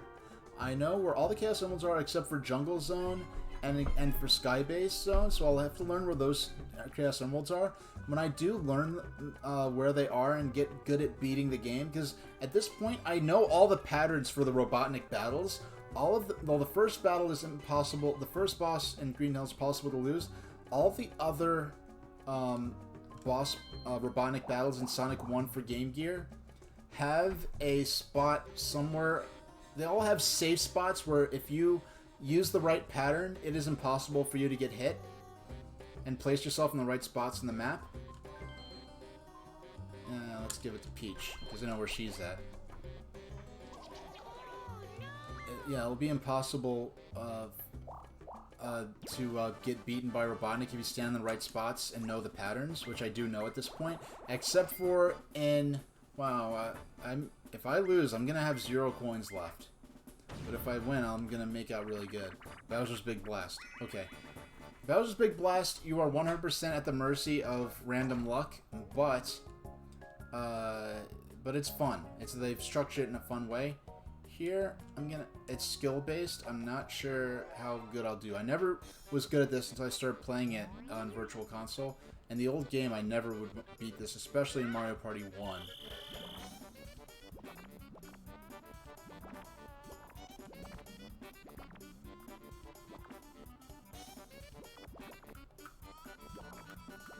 I feel like my analog controls aren't precise enough for the action I want.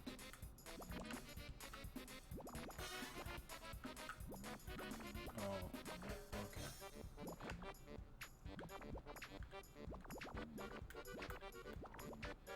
okay. Okay. Let's see. I'm gonna win. Alright, cool. Yeah, so I want to beat Sonic 1 with all the Chaos Emeralds to get the true perfect ending in that game. And then once I do that, I'd like to... I don't know if... I'll have to learn the ins and outs of this. I'm not sure how to crop footage I've taken. Because I'd like to do streams where I'm playing Sonic 1 to capture footage to make a video walkthrough for on YouTube. But I'm not sure if I have a good means to, like, crop, you know, the... I think I can record the video feed separate of the streaming feed. I'll have to do experiments with that. If I can do that, then maybe I'll do some streams where once I master being able to collect the Chaos Emeralds and beat the game, I will, yeah, that's one of those... It's the first time I'm doing it with this controller. The controller feels very... Like, if I want to move it a tiny bit, it'll just literally jam and stretch the face in ways I never intended. If I win 2 of these in a row, that would be something. I mean, even if I lose... Okay, this game I usually win at. It's probably going to give me the... Okay, it's giving me one of the harder... It's giving me one of the harder cutouts here. Okay, I have to concentrate.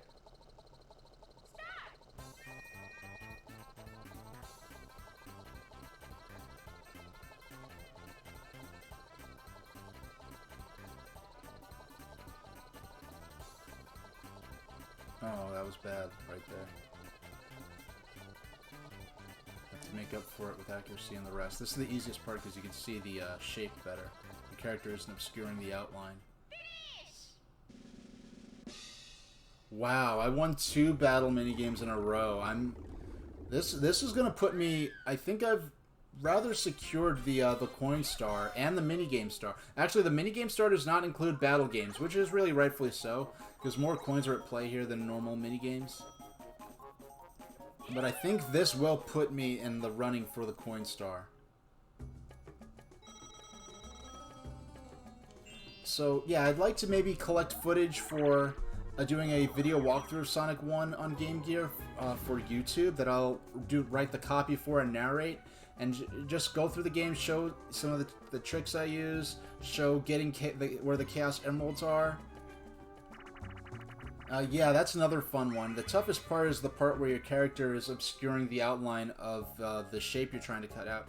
Now, this minigame I normally always win, but in stream so far, I have lost every single time due to weird reasons I'm not used to losing for. So, let's see. Okay, let's see how I do here.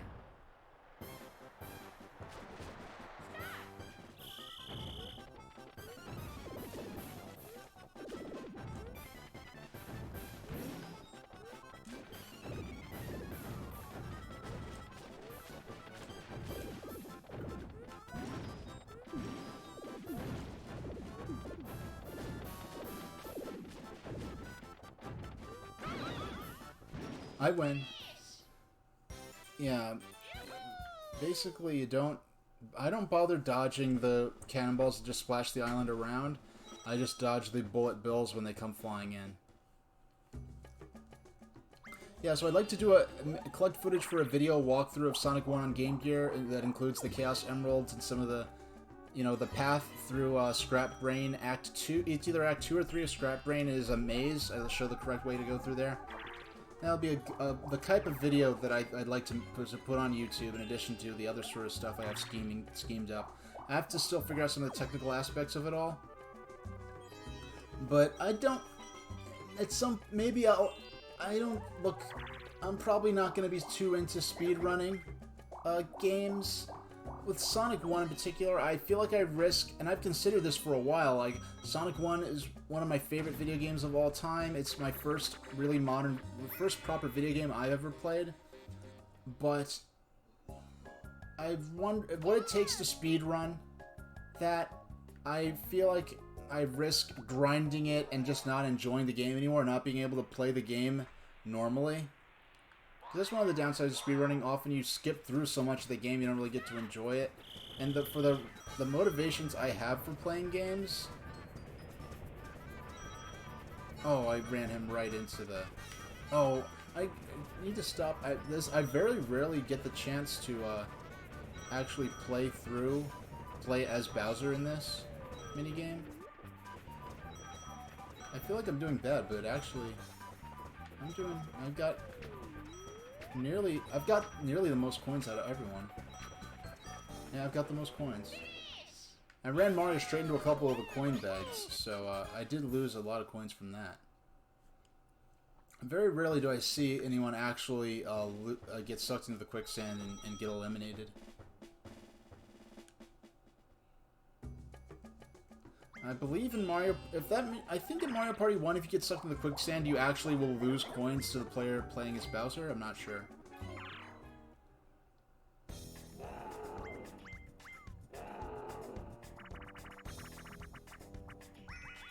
Okay.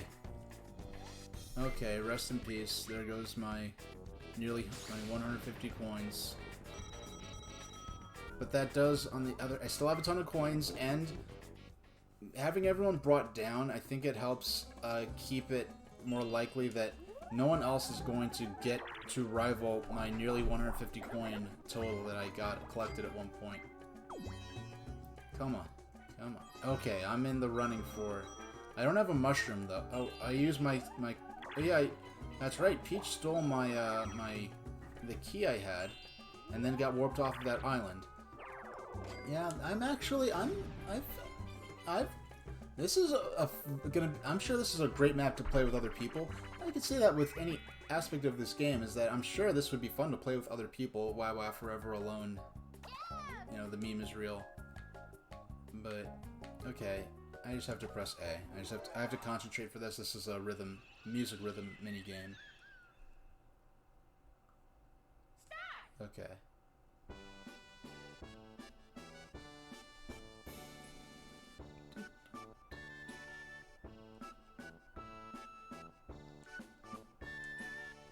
Mario, what are you doing?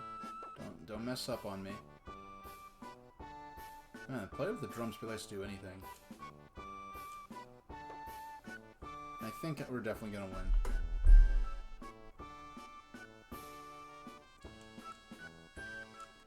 win. What? I shouldn't have drank during that. Why did I... Somehow, it feels like the controller just didn't work. I pressed the buttons when I boned that right at the very end. Oh my gosh. Oh my gosh. I boned that up right at the end. Right at the very end. I messed up when I went to go drink. Got overconfident. Took a swig of water. While I was trying to play the drum. Do not... That's a good advice for life. Do not drink water while playing the drums. It will not work out in your favor.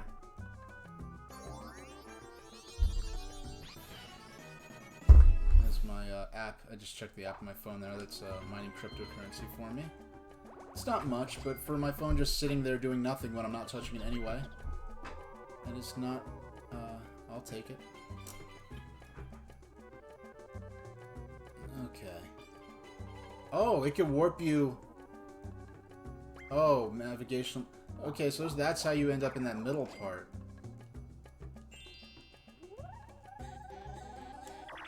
Oh my gosh. Oh! Okay, I thought I was gonna get a star for a second, but I'll take... It's a worthy... 20 coins, it's the only decent compensation besides a star for that roll low there. Low roll there. Okay, Mario just bought the magic lamp. So he's going to snatch the star up from under me. Okay. I'm gonna have to get ready to... I'm gonna have to use the item shop to buy a skeleton key and get my butt out of here. I was going to buy a mushroom so I can get to the star before Mario, but okay. Okay, fortunately for whatever reason, I guess because Yoshi had more stars, so Peach stole the other star from Yoshi. Stole the star from Yoshi instead of from me.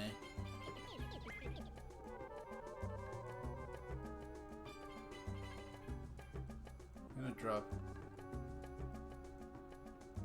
Okay, that's what it's like when you actually warp as it more likely will.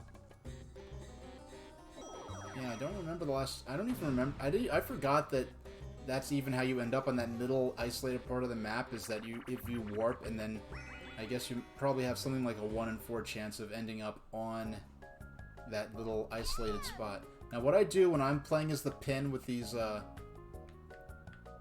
When I'm playing as the pin with the, with the AIs, I try to jump to the opposite side from all the other characters. Okay.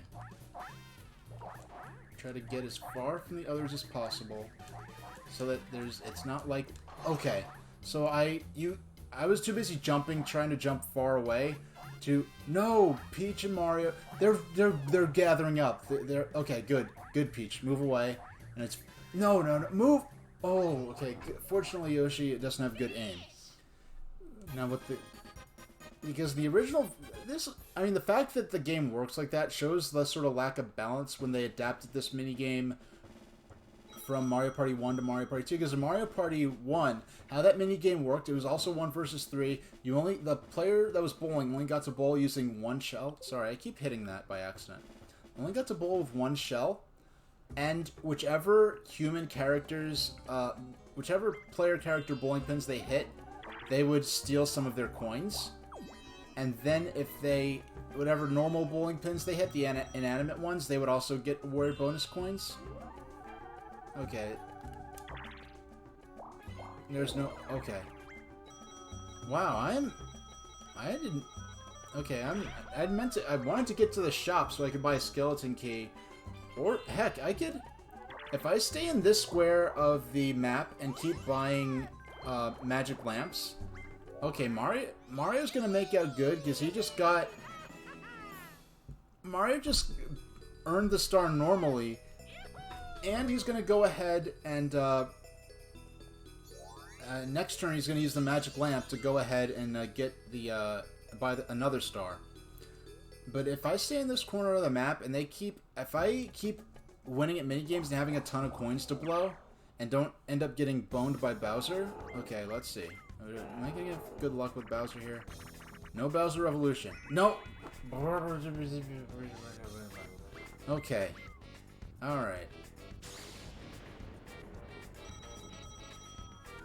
Okay, so that whole strategy I made just went out the window, because when I had all those coins, what I was going to say is, if I stay in this corner of the map, I could keep buying magic lamps.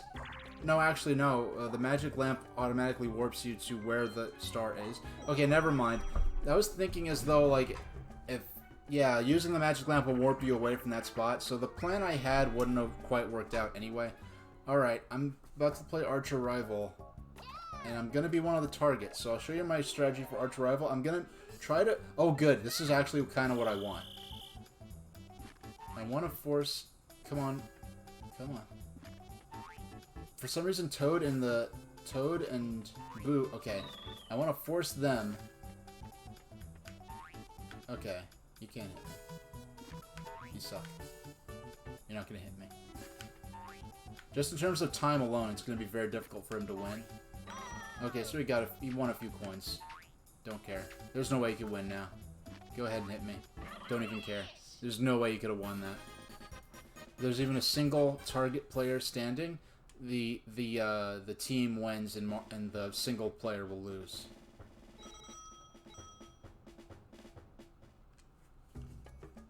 Alright. Yeah, last 10 turns, because we only played for, I think, 20 turns, so this is going to be over pretty quick. And maybe after this we'll play... The next map is the Forest Land, which I actually like that map a lot. And I'll play through... We'll start with a 20... Yeah, we'll go with a 20-turn match of Horrorland.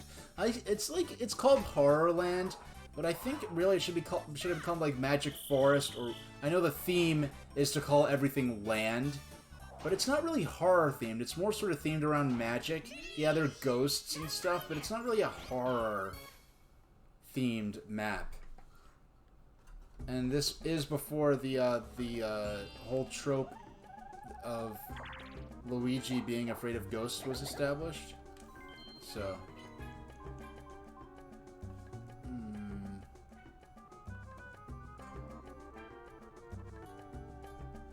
I'm gonna get the warp block. It's an item I rarely actually buy, but on this map, I like this map more than I ever thought before. Like, it's the very few times I just remember not liking it much and feeling confusing or something. And it is kind of cryptic, but the movement strategy, the item strategy is strong with this map. In ways that I really feel that are unique. All right. I don't have... I meant to get a lighter today. What I meant to do was get a lighter, because I don't have any matches. Let's see. Let's see where we go to next. Okay, there's the map.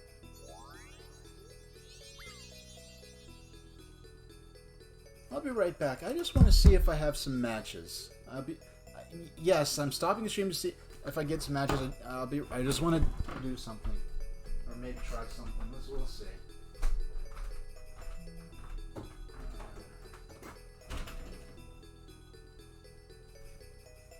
Yes, I'll be back. This won't take long.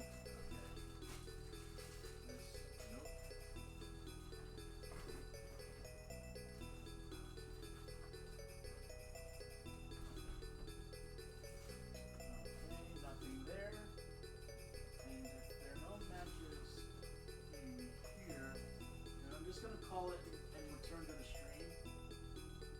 Okay. Come on. Where are my matches?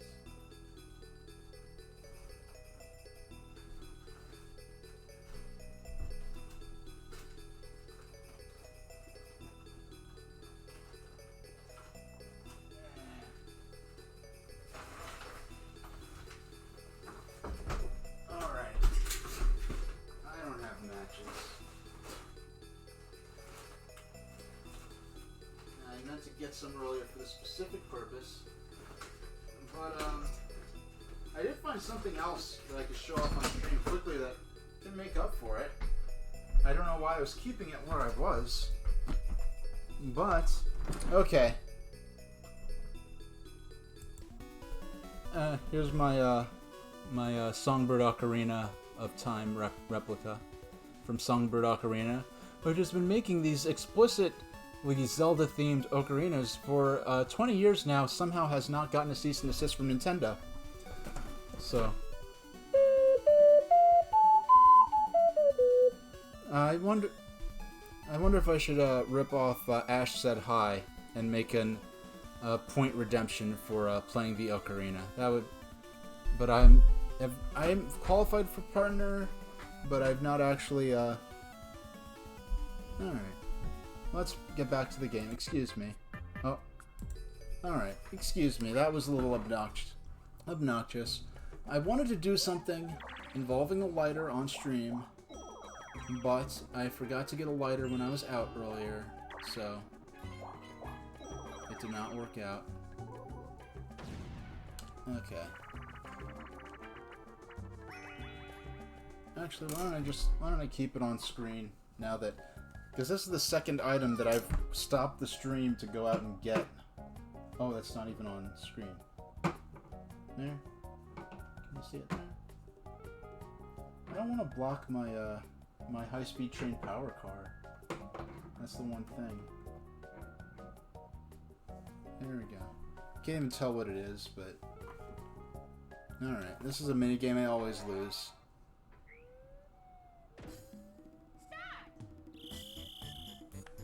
It says I'm getting some dropped frames, which distracted me, and then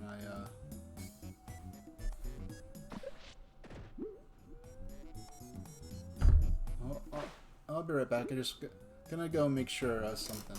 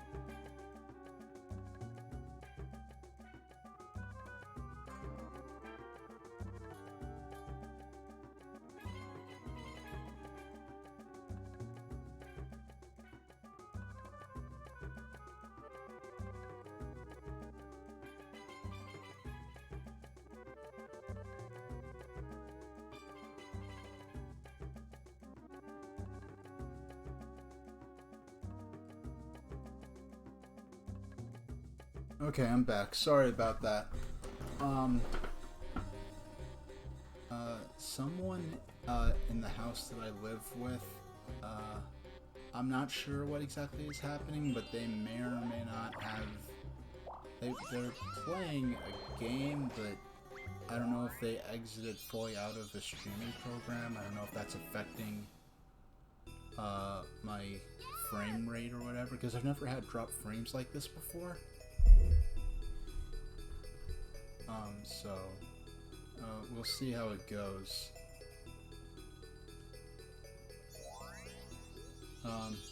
It says my last drop frames were over a minute ago, so it seems... I know the drop frames I think are happening on my end. So hopefully we can at least get through this map, because we're down to the last 10 turns. We're more than halfway through.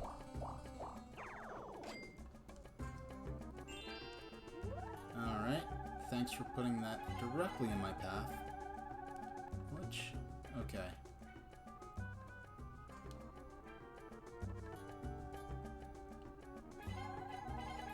There we go. Yeah, thanks, sorry about that. Now hopefully this things hold together. Just keeping an eye on my alerts down here. Let's see, where's the next star gonna be?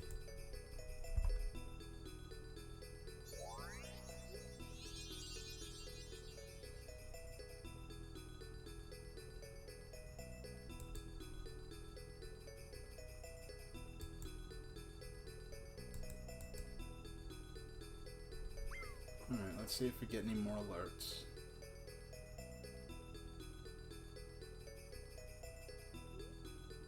By the way, baby Bowser's moved over here, so let's see. Sorry if I sound real hesitant and preoccupied now that I'm thinking about these technical aspects of the stream.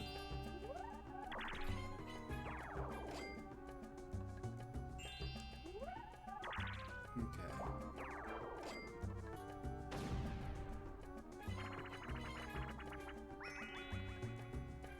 Train game.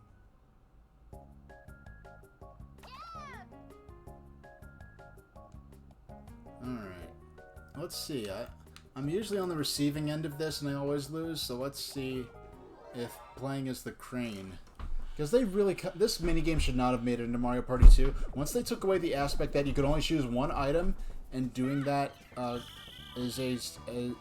let you steal coins from them. Once they took that aspect of the minigame away, the rest of the... Even keeping this is kind of pointless. Because now what I'm trying to do is collect all of these other characters. And I hate being on the receiving end of this minigame because there's basically nothing you could do to win. You're just helpless.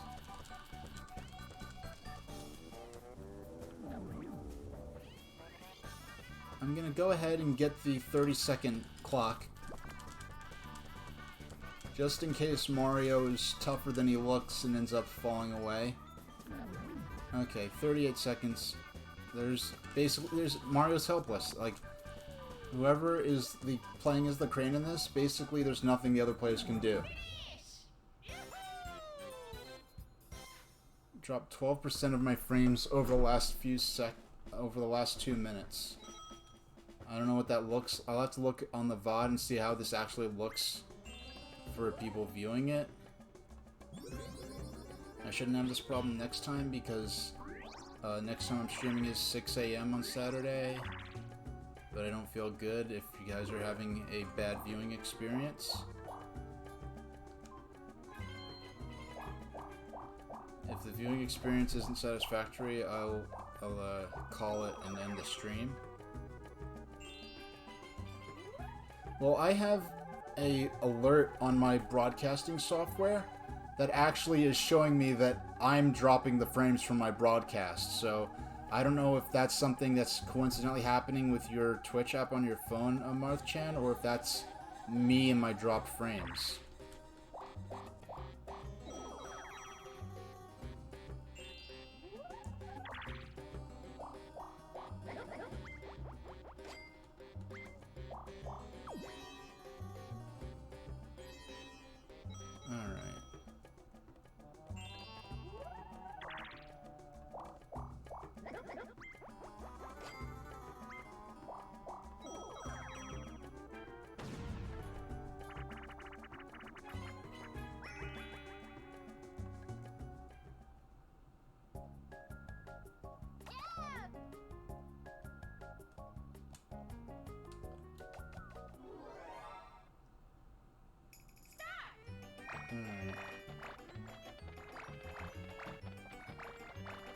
As long as the stream is watchable, I'm waiting to hear back from Marth-chan to see if the stream is still acceptable quality.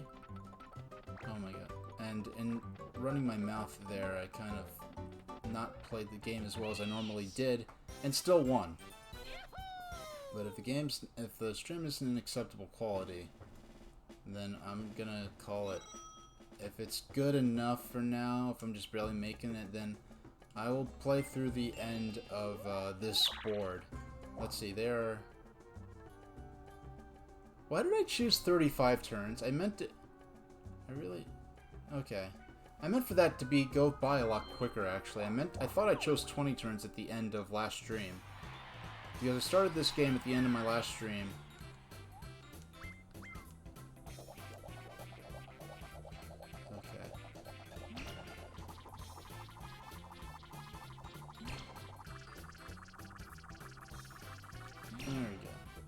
Not that I'm controlling any of that, I'm just watching. Just making sure I don't get involved and end up being forced to,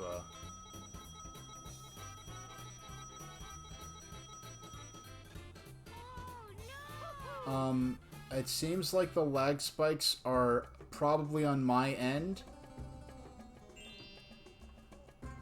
Because,